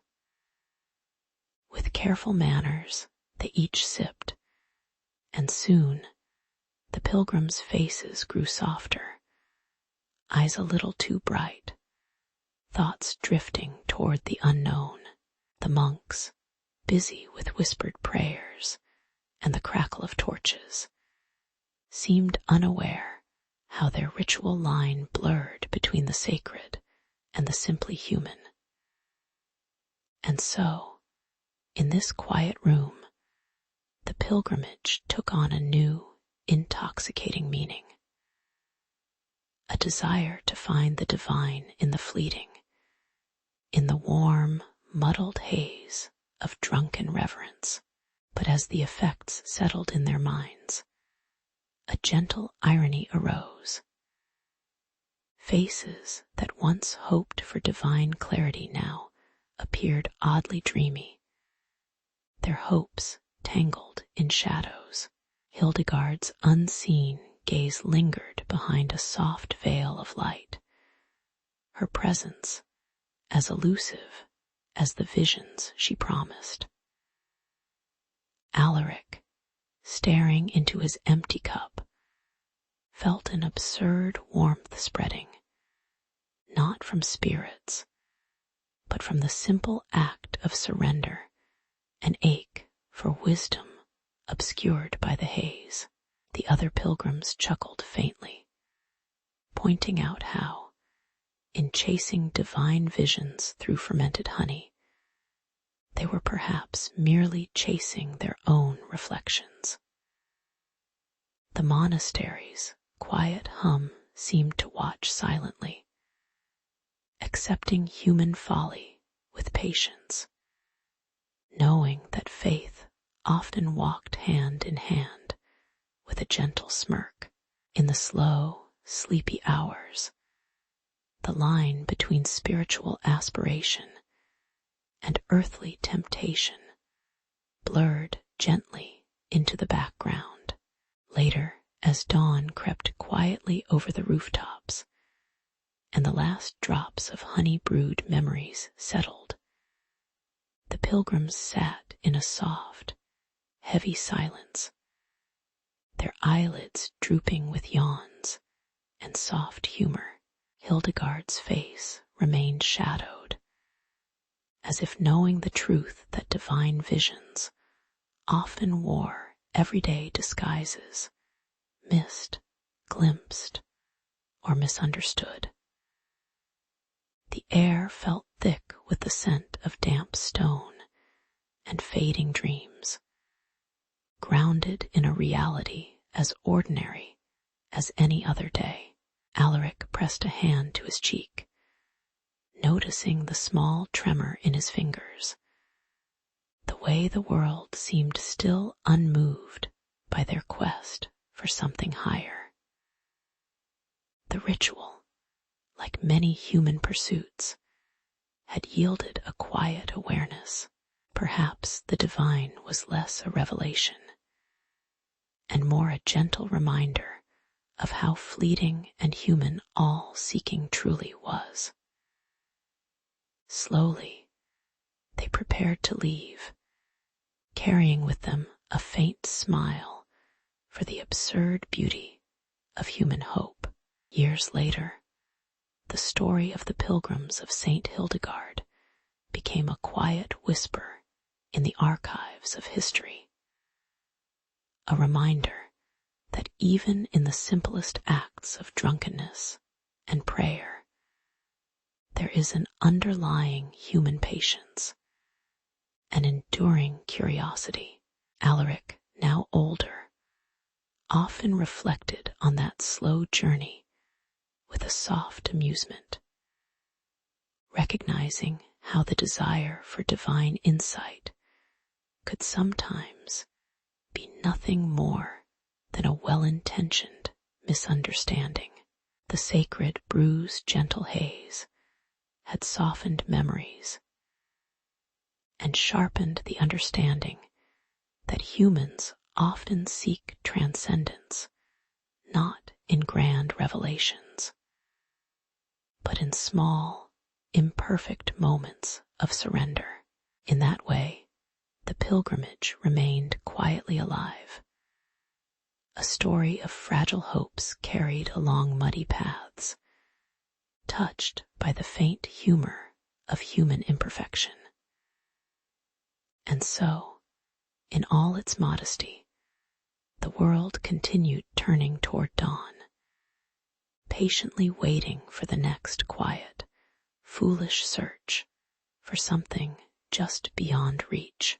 Beneath the stone arches of the abbey, Alaric's eyes fell upon an uneven patch of floorboards that seemed oddly out of place. One evening, guided by a faint flicker of curiosity and a quiet sense of discovery, he hesitantly lifted a loose plank and uncovered a narrow, shadowed cellar. Its air was thick with a faint, sweet scent, a mixture of grain, dampness, and something sharper that hinted at hidden activity. The monks, in their simple robes, occasionally visited the little doorway, oblivious to Alaric's watchful gaze, their movements deliberate yet unobtrusive. It felt like entering a secret, quiet world, where the mundane pressed softly against the sacred facades of daily life. Alaric's curiosity stirred quietly, replacing the routine calm with a gentle whisper of something unspoken yet compelling. By the next day, Alaric sensed a new tension in the monastery corridors. The air seemed subtly more confined. Voices lowered with an unspoken awareness. The abbot, with his brows often creased beneath the faint light, seemed to cast long, drifting shadows over the monastery's routines, as if burdened by an unseen weight. Rumors flickered between the stone walls of heresy, of illicit brewing, and Alaric could feel the discreet stir of suspicion that now lingered like a distant, unwelcome fog. The monks' clandestine activities, once seemingly harmless, now appeared to threaten something fragile and sacred. Yet, amid the rising tension, there was an odd grace in their quiet defiance, a slow dance between faith, curiosity, and human frailty. Ironies settled softly as Alaric watched the monks' ritual, careful not to disturb the quiet reverie that cloaked their secret. They'd gathered in the dim cellar, spirits in hand, their faces blinking in the low light with expressions that mingled solemnity and a kind of gentle joy. The fumes that once seemed darkly dangerous now drifted like a hazy cloud of silent laughter, lifting their spirits without a single word of doctrine or vow. The scene seemed somehow mundane and sacred all at once, a quiet testament to their search for fleeting happiness amid their vows.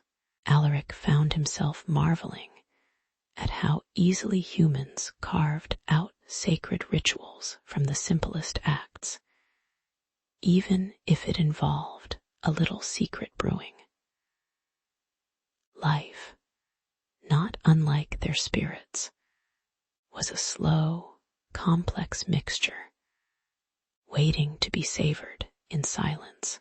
In the stillness of his reflection, Alaric realized that the monk's secret cellar had become a quiet, human witness to their timeless yearning to taste, to elevate, to momentarily escape the ordinary. The abbey, with its carved stones and distant bells, seemed to settle back into a gentle calm as he watched over the scene. Perhaps the spirits they brewed could never fully be divorced from their sacred vows, nor from the human trembling beneath, hopeful, cautious, and quietly amused by their own small acts of rebellion.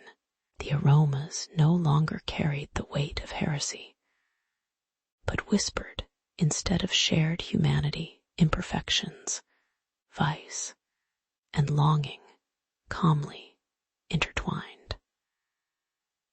As night fell outside, the monastery embraced its slow, endless yawn of history, every moment softly passing into another. And in that quiet, contemplative space, Alaric understood that the monk's clandestine ritual was just another pattern woven into the fabric of human life, an attempt to find meaning in the most ordinary of acts. Their secret spirits, distilled in shadows and carried by fumes, symbolized a fragile dance between the sacred and the profane, both fleeting and eternal. The blurred faces of prophets and saints, cast in dim light, remained unseen, but quietly overseen. Their silence, a reminder of the stories we think we know, but never quite see fully.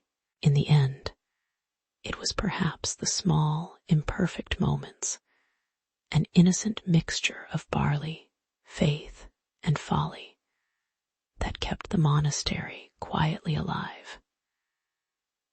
And Alaric, with a slow breath, settled into the peaceful familiarity of the scene, a witness to humble human truths that would quietly persist, day after day, into the calm night. In the tranquil light of mid-morning, the townspeople gathered in the stone courtyard for the annual feast dedicated to Saint Michael. The air was filled with a faint aroma of baked bread, and somewhere nearby, the soft clatter of wooden cups on tables quietly echoed. Pilgrims, cloaked in faded fabrics, lined up to partake in a communal wine ritual they believed could summon angels, drinking the dark, fragrant brew with a shared hope for divine blessing. Faces, soft and unremarkable, appeared expectant but worn from previous hopes. It was a simple act, woven into their routine, an offering of wine, a murmur of prayers, and a collective breath held in the slow desertion of time. For most, it was just another day carrying the weight of quiet faith and human longing, shared quietly under the indifferent sky.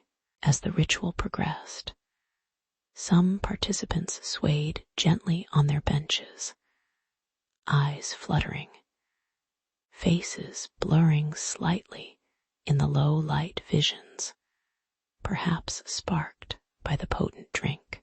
A few spoke softly of seeing beyond the ordinary, of angels with shimmering wings that seemed almost too delicate to hold their gaze. Laughter sometimes peeped through the murmurs, delicate and hesitant, as if the edges of their visions might fade with a careless word. Yet amid this fragile harmony, a shadow stirred, an older cleric, his face hidden by a shadowed hood, watched with a frown that creased the corners of his unseen eyes. His voice, when he finally spoke, cut through the gentle hum, questioning whether such intoxication truly honored the divine. The simple joy of the ritual was now tinged with a hesitant tension, a reminder that not everyone shared the same quiet conviction. The words of the dissenting cleric invited murmurs of disagreement, some amused, others quietly annoyed. A few villagers glanced back, their faces curious or mildly irritated, as the debate grew softer, but no less pointed. The ritual's peaceful rhythm was momentarily disrupted by this silent clash, exposing the fragility of their shared belief. An awkward silence settled, broken only by the faint clink of cups and the distant cry of a bird. Meanwhile, the blurred faces of prophets and sacred figures remained unseen, just faint shadows behind the waning light, as if history itself was indifferent to these human disputes. They continued to sip and watch, caught between tradition and doubt, with a slow, almost sleepy acceptance that human disagreements often drifted just beneath the surface of routine. Eventually, the day settled into a gentle calm, with the crowd dispersing slowly, their footsteps echoing softly on the uneven stones. The wine fumes lingered faintly in the air, mixing with the coolness of the late afternoon. The shadowed cleric's voice was replaced by quiet whispers of reconciliation, as some villagers brushed aside the debate and returned to their everyday tasks.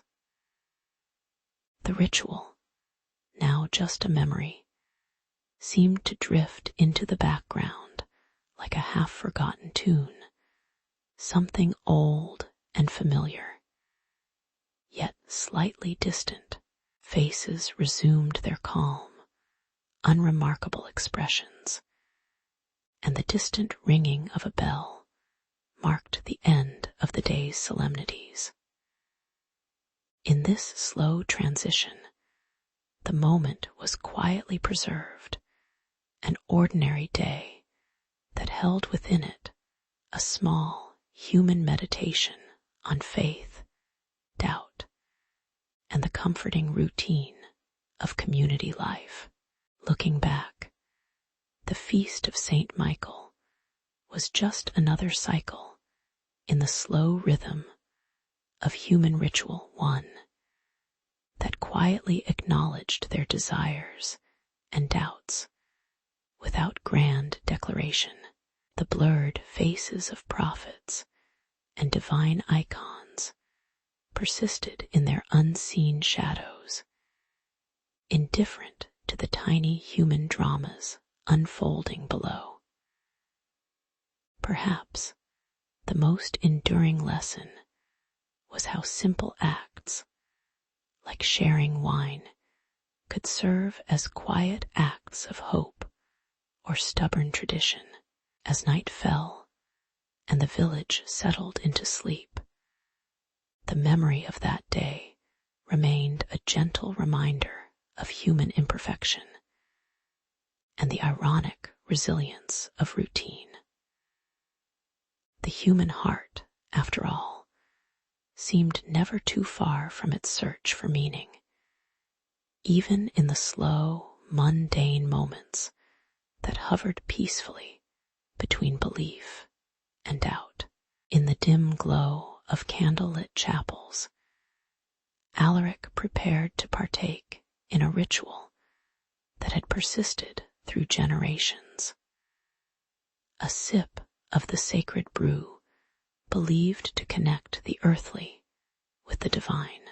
The air was thick with the scent of wax, old wood, and a hint of mustiness from the stone walls. As he lifted the goblet, the quiet murmurs of assembled clergy faded into a gentle hum, all eyes somewhat obscured by shadows and flickering light. The moment was unremarkable in its simplicity, yet carried a weight that seemed to dissolve as soon as the liquid touched his lips. Slowly, he felt a faint warmth spread through him, an almost imperceptible easing of the day's worries, as if the ordinary had quietly shifted into something quietly sacred. Soon after, Alaric's senses began to drift softly, as if the stone beneath his feet rooted him to a calmer realm. His vision blurred vaguely at the edges, and a gentle chorus seemed to emerge, an unearthly harmony that hummed through the silent chamber, unseen but undeniably present. The faces of the clergy blurred into shadows, featureless except for faint, grinning outlines, as if everything was just a little out of focus. A slow swirl of colors, soft oranges and blues, moved gently across his eyes, and he found himself caught between waking and dreaming, caught in a delicate tension where the divine and the human became indistinct. It was a moment that promised revelation, but only softly, quietly, like the tide's slow advance. Just as the sensation deepened into what might be called a vision, a crisis arose, an unexpected flicker in the ritual's quiet rhythm. From the cellar below, a flame burst into view, small at first, then rapidly spreading as a rival cleric, perhaps motivated by envy or stubborn pride, set fire to the old wooden crates. The flickering flame cast unsettling shadows that danced around the sacred space, pulling everyone back from their peaceful reverie. The clergy's faces, once friendly and bored, shifted into worried masks as they hurried to contain the spreading fire, their muffled voices now urgent and trembling. The sacred bruise effect remained, but it was interrupted by the oncoming chaos, reminding everyone how fragile their carefully woven world could be. Amidst the smoke curling upward and the crackling of burning wood, a rare calm settled within the chaos. The fire, though dangerous, was quickly subdued by the hurried efforts of those present, clergy and laypeople alike, who slipped into a quiet, mechanical rhythm of saving what they could. Alaric, his vision still softly dancing at the edges, watched as the flames dwindled, leaving behind a faint glow that was more memory than presence. The ritual's sacred moment had been disrupted, yet somehow the silence afterward felt more genuine, as if the fire had revealed the quiet truth of their imperfect humanity. The room settled into a muted stillness, a peaceful compromise between order and loss. Later, as the night crept into the edges of the stone chapel, Alaric sat quietly with his thoughts, pondering the strange, wandering circle of human effort between sacredness and folly, between the vision and the fire. The bruise effect had faded, leaving only a calm, slow awareness that what had been seen was perhaps just a shadow, a fleeting glimpse of something beyond. The faces now appeared in gentle focus, their features soft and unremarkable, yet somehow touched by the ephemeral glow of their shared vulnerability. In these quiet moments, the absurdity of human rituals, human attempts to reach beyond their grasp, felt more tolerable. It was, after all, only a story of simple spirits, fragile and fleeting, like everyone's quiet hope for meaning before the dawn. In a small monastery overlooking a quiet valley, the monks gathered as dawn's light faintly seeped through the narrow windows. Amidst the scent of stale bread and cold stone, an unusual idea took root, an ancient ritual blending prayer with a mild, fermented drink. The fire in the hearth flickered softly, casting shadows that danced lazily on the worn wooden beams. As the monks debated quietly about the potential spiritual benefits, their faces, blurred by the dimness and the lingering fog of morning, showed little enthusiasm, but some curiosity. It was a slow moment of shared silence, as if the mountains outside pressed gently against their contemplations. Gradually, tensions arose as whispers of concern surfaced. Was this an act of humility, or mere intoxication dressed in sacred robes?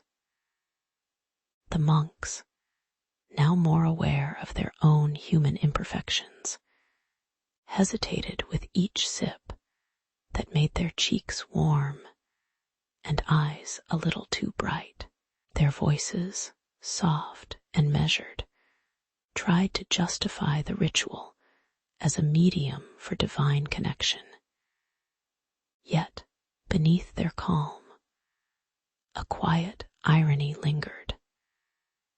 They were courting spiritual elevation through the very substance that might obscure clarity. The atmosphere thickened with a slow, steady acceptance that perhaps this was a fragile human attempt to bridge the divine and the mundane. Outside, the wind carried on as if indifferent, almost amused. As the ritual became more formal, the monks' ceremonies took on a ritualistic rhythm, chanting softly, raising their cups towards the unseen, and bowing their heads in semi-sleepy reverence.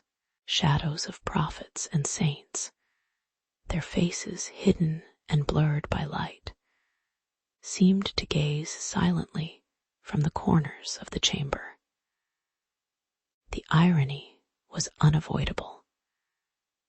In their earnest quest for divine communion, they found themselves caught in a strange dance of sober prayer and teetering mirth. The room was filled with the gentle clinking of cups and muffled laughter, almost as if the ritual itself was aware of its own absurdity. There was a strange comfort in this calm, a sense that human imperfection was woven quietly into the fabric of their faith. Time gently passed, and the monks' spirits settled into a slower, more reflective pace, the fire now low, the air thick with a mild, lingering aroma.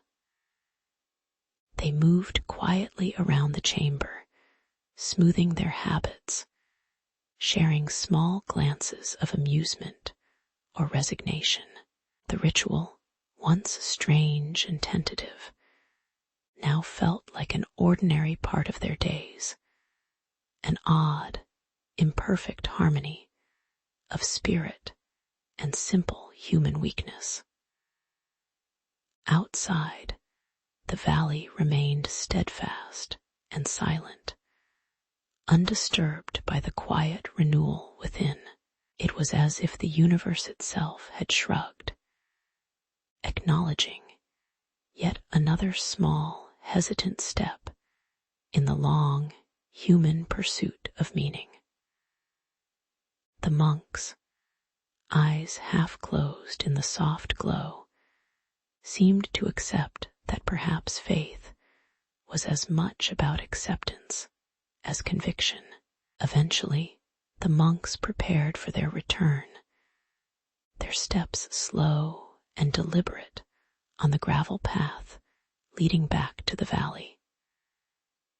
The ritual had been formalized, overseen now by church authorities who viewed the blend of intoxication and prayer as a cautious but genuine attempt at spiritual elevation. The valley below, bathed in the gentle orange hue of dusk, welcomed them as if it recognized some quiet truth in their journey. The simple, unadorned procession carried with it a fragile sense of blessing, an uneasy union of human frailty and sacred aspiration. As they disappeared into the landscape, the story of their ritual remained a humble reminder. Even in the most mundane acts, there can linger a touch of the divine, softly woven into the imperfect human fabric. In the low valley of St. Meyer, the morning light spilled softly through small glass panes, illuminating the gentle motions of young Aldrich as he watched Lord Beringer's stable hands prepare the horses. The village was slow to wake, sounds of distant cowbells mingling with the rustling leaves, quiet reminders of ordinary life. Matilda, the alewife, moved about her modest shop with a calm familiarity, offering warming pots of beer that carried the scent of bread and aging grain. It was a day like many others, bound by the simple rhythm of work and breath, each small act steeped in tradition and silent expectation. The world outside seemed deliberately unmoving, trusting in the quiet hum of daily routines. As the hours wore on, the sense of discipline tightened, a faint pressure woven into every murmur of the village. A whispered warning floated in conversations, some about drunkenness, some about honor. Aldrich, eager to prove himself, was drawn to the tavern's shadowed corners at night, where the ale flowed more freely, and the laughter echoed just a little louder. Behind closed shutters, he poured himself a modest cup, its warm heaviness curling in his hands. He knew deep down that such indulgence was forbidden, yet the forbidden taste seemed harmless at the moment, a small act of rebellion that tingled with the rush of secrecy.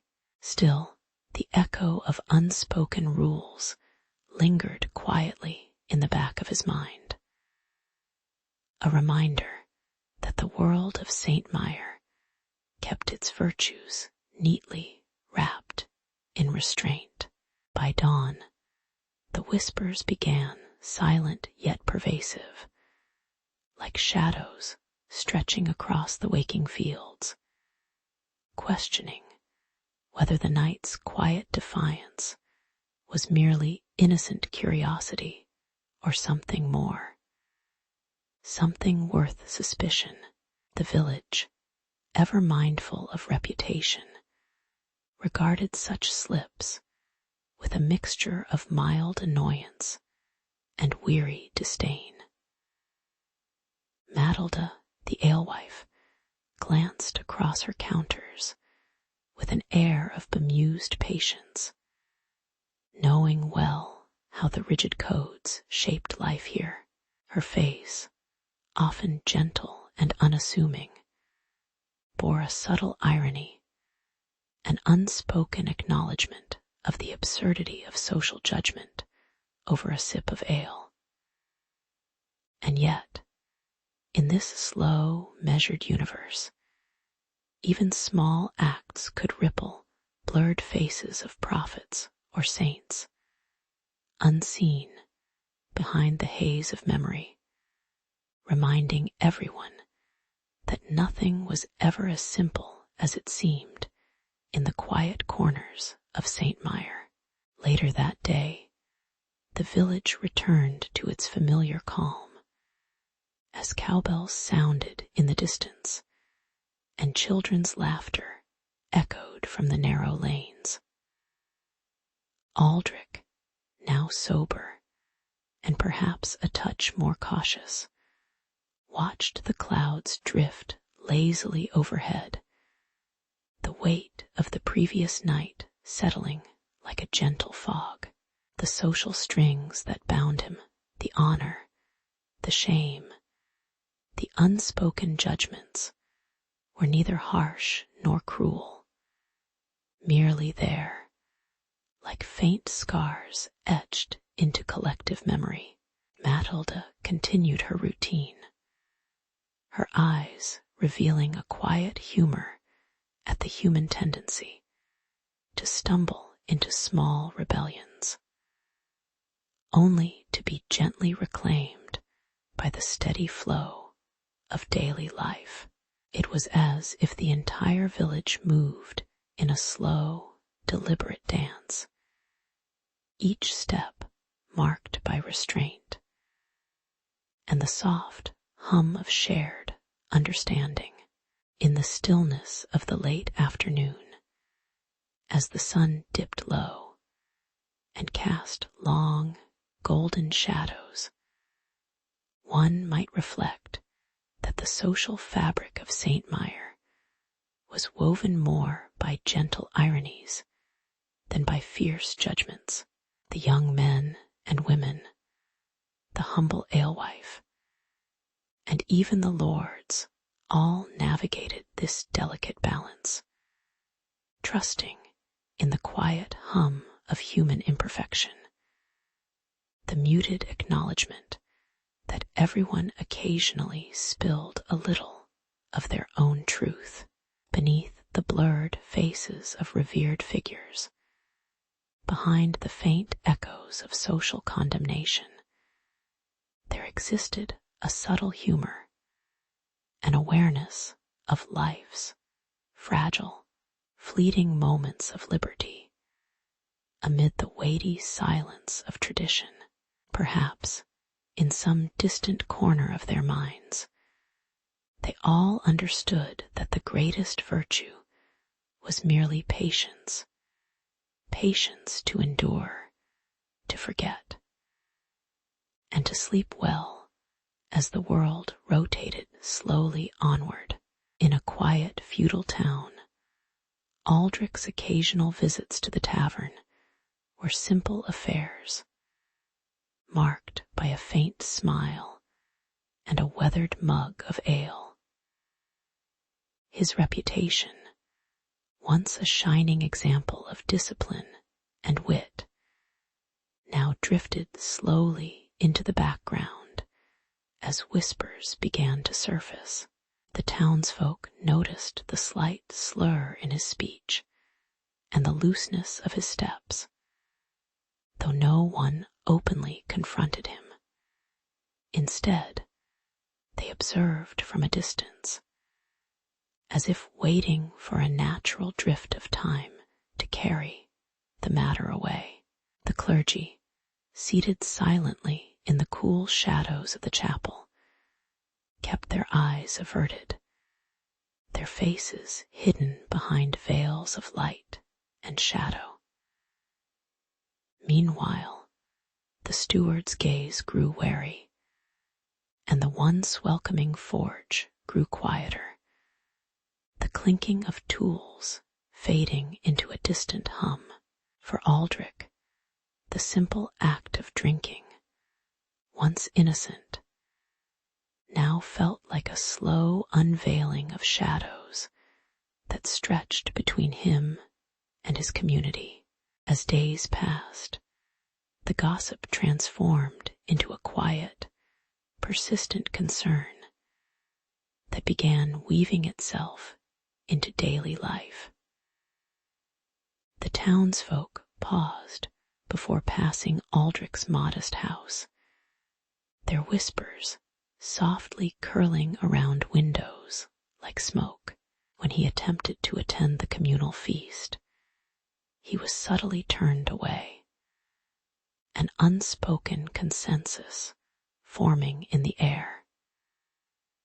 The clergy's silence grew heavier, their faces obscured and unreadable, their unseen eyes measuring his every move. The steward's cautious hand froze over the hearth, reluctant to ignite the fire that might further fan these growing suspicions. Aldrich sensed the narrowing space around him, as if an invisible wall was slowly drawing closer, distorting the familiar landscape he once called home. The quiet, slow accumulation of judgment loomed like a distant storm on the horizon. Irony entered as Aldrich's modest indulgence became a symbol far beyond his own faults, tangled in layers of quiet humor and human imperfection. The very act that once offered relief now seemed to turn into an unwieldy emblem of weakness, as the once respectful townsfolk began to use his drunkenness as a faint jest. A bench across from his house was often occupied by silent observers, who chuckled softly at the sight of him slumping against a fence post in a dazed repose. The clergy's faces remained blurred, their unseen judgment lingering unseen in the shadows. Even the forge, once a symbol of diligent craft, now carried a subtle crack, its forge fire flickering with a softer, more hesitant glow. Aldrich's story had, in the quietest way, become a faint mirror to human frailty and the gentle irony of social expectation. Eventually, the town's atmosphere settled into a softer calm, as the initial tension quietly dissolved into acceptance, or perhaps resignation. Aldrich's outings became fewer, and the space around him grew stiller, like an unnoticed part of the landscape. The clergy's presence, once muffled and distant, seemed to retreat into the gentle background of daily life, their faces hidden in nuanced shadows, unchanging, yet somehow indifferent. Aldrich would sometimes sit by the forge, feeling the cool touch of the air as faint echoes of laughter and gossip drifted past, unnoticed. The routine of small chores, the hum of the village, and his own quiet reflection began to blend into a slow, almost sleepy rhythm. In this calm, there was a quiet acknowledgement. Human stories, like the seasons, quietly shift, bearing the weight of their own small absurdities. Looking back softly, one could see how this small story of drunken embarrassment quietly receded into the broader landscape of human imperfection. Aldrich's reputation, now blurred and faded, had once shone with the clarity of intention, but now lingered as a faint memory, almost humorous in its gentle absurdity. The tavern, the chapel, the forge all remained familiar, unchanged in their quiet, ordinary ways. His misstep, like many human faults, felt less like shame and more like a subtle lesson an unspoken reminder that even the most grounded among us are often touchingly fragile. With time, the gossip softened into distant echoes, and Aldrich's story simply became part of the understated fabric of the town's slow, sleepy history. As the light waned in the sky, so too did the significance of his minor fall from grace, resting in that calm and timeless space where human stories quietly drift and fade. In the quiet hours of late afternoon, Aldrich was summoned to stand before the magistrate's heavy wooden desk, the air thick with unfinished ale, and the muted sounds of the village settling into evening. His face bore a mixture of weariness and mild apprehension, as he was asked to account for his recent excesses, an undeniable fact in a society that frowned quite profoundly on drunkenness. The old code was clear, like a distant, tired whisper. Drunkenness was a moral failing, a sign of weakness that betrayed one's place in the social order. As he listened, Aldrich's fingers drifted over the rough grain of the desk, feeling the small tremors of anticipation beneath his fingertips. It was a familiar ritual, quiet and unremarkable, yet oddly weighted, like the slow passing of seasons we all accept without question. Matilda, standing a little apart, nervously clutched her woven basket, her gaze flickering between Aldrich and the stern face of the magistrate. She spoke softly but firmly, her voice tinged with the desperation of someone trying to hold onto her livelihood, which she feared might be threatened if Aldrich's reputation further faltered. Her words echoed the silent judgment of many in the village, a cautious reminder that one's actions, especially for those who traded goods or services, could quickly turn into ruin. Aldrich felt a faint prick of shame as her testimony solidified the societal weight on his shoulders. He was not just a man, but a symbol of moral judgment, real or perceived. The old law seemed distant, yet relentless, like an unseen hand pressing down on his chest. The village priest, shaded in shadow, with only his blurred face visible, gently wound his way through the gathered crowd. Voice lowered, yet somehow clear enough to reach Aldrich's ears.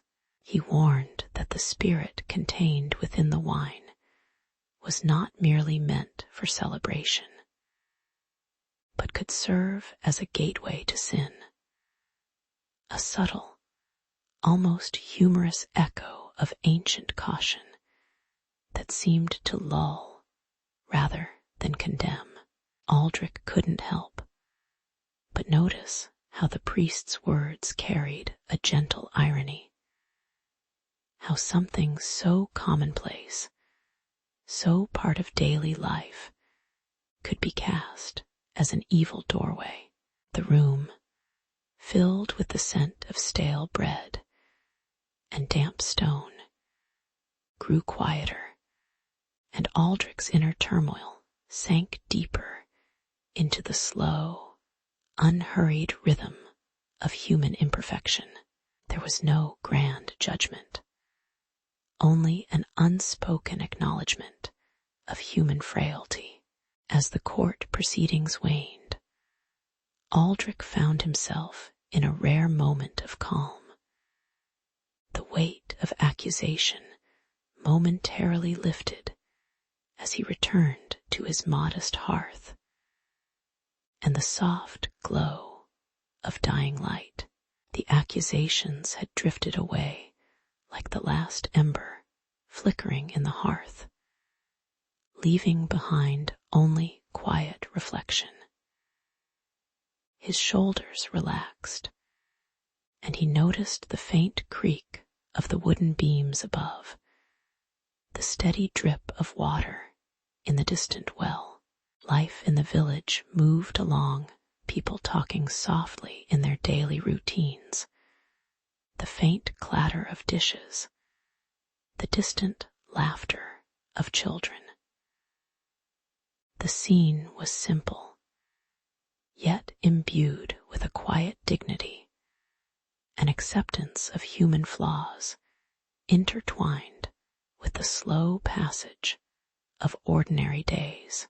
In the calm after the storm of questionings and verbal judgments, Aldrich pondered the strange and lasting nature of these social shadows, the way laws and customs cast gentle but persistent echoes in everyday life. The old code, the warnings, the whispered judgments, they persisted, like a faint music humming beneath the surface of human communities, never loud, but undeniably present. Watching the fading light through the small window, he mused that perhaps the true burden was not the law itself, but the slow, silent process of learning to live within its quiet, ironic embrace. History, like human nature, was neither swift nor simple, merely a long, slow unfolding of moments, some humorous, some heavy, all quietly inevitable. On a dull, gray morning in a small feudal town, townsfolk gathered on the worn stone square to witness what was thought to be a matter of honor. Aldrich faced a simple, yet profound choice: publicly vow sobriety or accept exile. The air carried a faint scent of bread and old timber as the crowd's murmurs grew low and expectant. Aldrich, shoulders slightly hunched, looked over their expectant faces, his gaze flickering with the weight of tradition and shame. The rhythmic sound of someone's heavy boots tapping, and the distant whistling of the wind seemed to underscore the quiet anticipation, as history seemed to hold its breath in this slow, mundane moment. As the witnesses pressed Aldrich, a heated tension, unfurled voices rising, hands gesturing, and faces flushing with the old embarrassment of drunkenness, long deemed morally unacceptable. The jeers echoed softly, not loud enough to drown the whispers of judgment hanging over him like a thick curtain. Some in the crowd clung to the idea that drink was a moral failing, a stain on their community's honor, while others shifted uncomfortably, aware of their own quiet slips.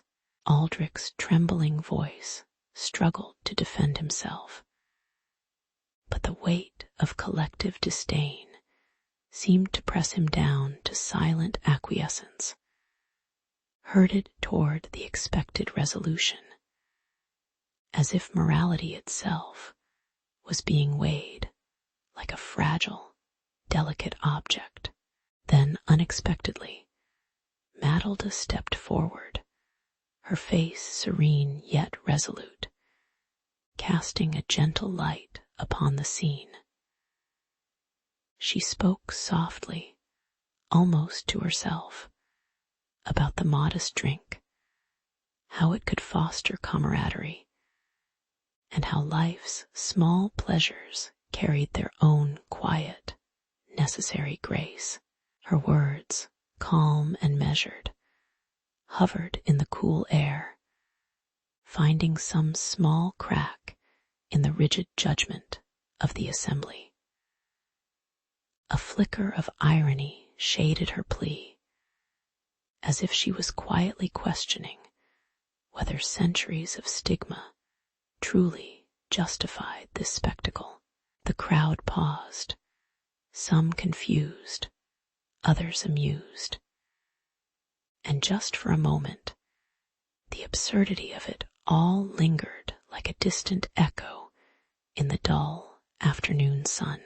A sudden gust of wind swept through the square, scattering papers and ruffling cloaks, as dark clouds gathered overhead with no warning. The sudden storm forced a collective pause, an interruption that folded the heated debate into a shared moment of vulnerability. Faces turned upward, eyes blinked against the rain, and the clatter of loose stones and falling leaves softened the scene's rigid edges. The assembly's harshness softened with the rain, as if even nature was suggesting that perhaps some judgments should wait, and that beneath all the customs and shame, human fragility was quietly inevitable. In the quiet that followed, the storm seemed to whisper that everything, even morality, was fleeting and somewhat absurd under an ever-changing sky. As the rain eased and the clouds drifted away, there was an unspoken shift in the air, a gentle recognition of human imperfection. Aldrich, drenched and somewhat chastened, lowered his head, not quite victorious, but quietly aware of the humility that comes with human frailty. Mattilda's stance of calm reassurance lingered in the minds of a few, a reminder that small, modest acts could undo centuries of sharp judgments. The town returned to its muted routine, carrying with it the faint irony that perhaps the deepest wisdom was simply allowing people to be human, flawed, inconsistent, and quietly hopeful. In the slow, sleepy days that followed, the stone square remained unchanged, bearing witness to the slow dance of tradition and human folly, as softly as a story told at bedtime. In the quiet hours of feudal Europe, a certain Aldrich was known for his labor, and on occasion for his fondness for ale after long days tending the Lord's fields. His reputation, like the murmur of the nearby river, seemed steady enough. Yet beneath the surface there lingered a quiet disapproval shared by many villagers and masters alike. When one evening's excess turned public, the whispers grew louder, and Aldrich found himself cast in a shadow darker than the common tavern's corner. The social stigma firmly rooted itself. Drunkenness was seen not as a human flaw, but as a moral failing, a mark on one's honor that was slow to fade.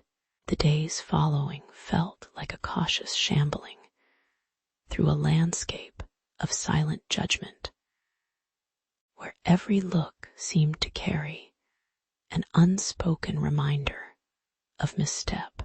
Time passed, and the storm of blame gradually subsided, though the weight of shame persisted like a dull ache. The lord of the manor, perhaps weary of the constant moral commentary, offered Aldrich a chance at redemption, not through sweeping forgiveness, but through service. The village's communal granary became his new station, a place of humble labor and modest oversight, where noise was replaced by the rhythmic shift of grain and the quiet scratch of keys locking doors tight.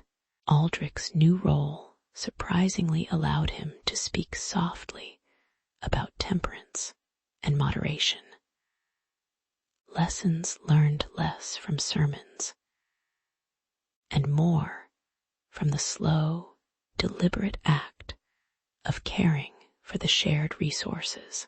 The community watched, some with cautious hope, as the stigma's sharp edges dulled, revealing the cracks where understanding might someday seep in. The irony of the situation was not lost on anyone Aldrich, who once drank to forget, now gently reminded others that a measured sip could bind rather than break. His words, soft and unassuming, floated through the air during slow gatherings when the village folk sat around the hearth, passing small cups of ale with a quiet nod to moderation. Some villagers chuckled softly at how history's faint humor had brought him from shame to subtle influence. Faces that once wore scorn now seemed more attentive, perhaps recognizing that the line between weakness and strength was a thin, often blurry one. It seemed almost trivial, yet there was a certain patience settling, like the slow, warm glow of the fire flickering on faces tired but not unhopeful. In these calmer days, the images grew quieter.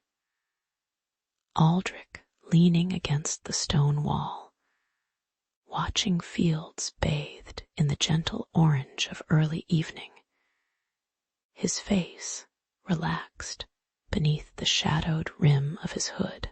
The air carried the faint scent of grain and wood smoke, slow and steady as the new understanding taking root. The villagers, too, moved with a softer rhythm, learning that perhaps the act of moderation, unpretentious and modest, offered a bridge rather than a barrier. The community's collective stance shifted, not suddenly, but slowly, like a gentle tide, eroding edges of prejudice with honest, quiet cooperation. Somewhere in the middle ground of grain and shadows, peace found a modest place to rest.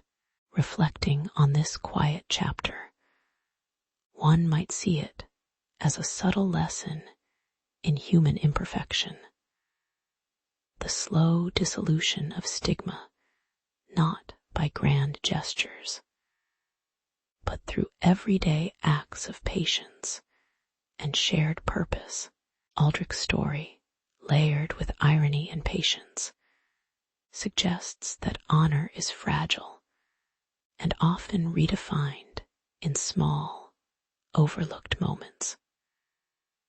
Perhaps it is in these quiet evolutions that human community endures, less through moral certainties, more through the gentle, persistent effort of accepting flawed and human lives. As the shadows lengthen and the stars begin to glimmer faintly in the night sky, it's possible to imagine that feudal villagers, like their ancestors before them, simply continue to wait, watch, and softly, patiently hope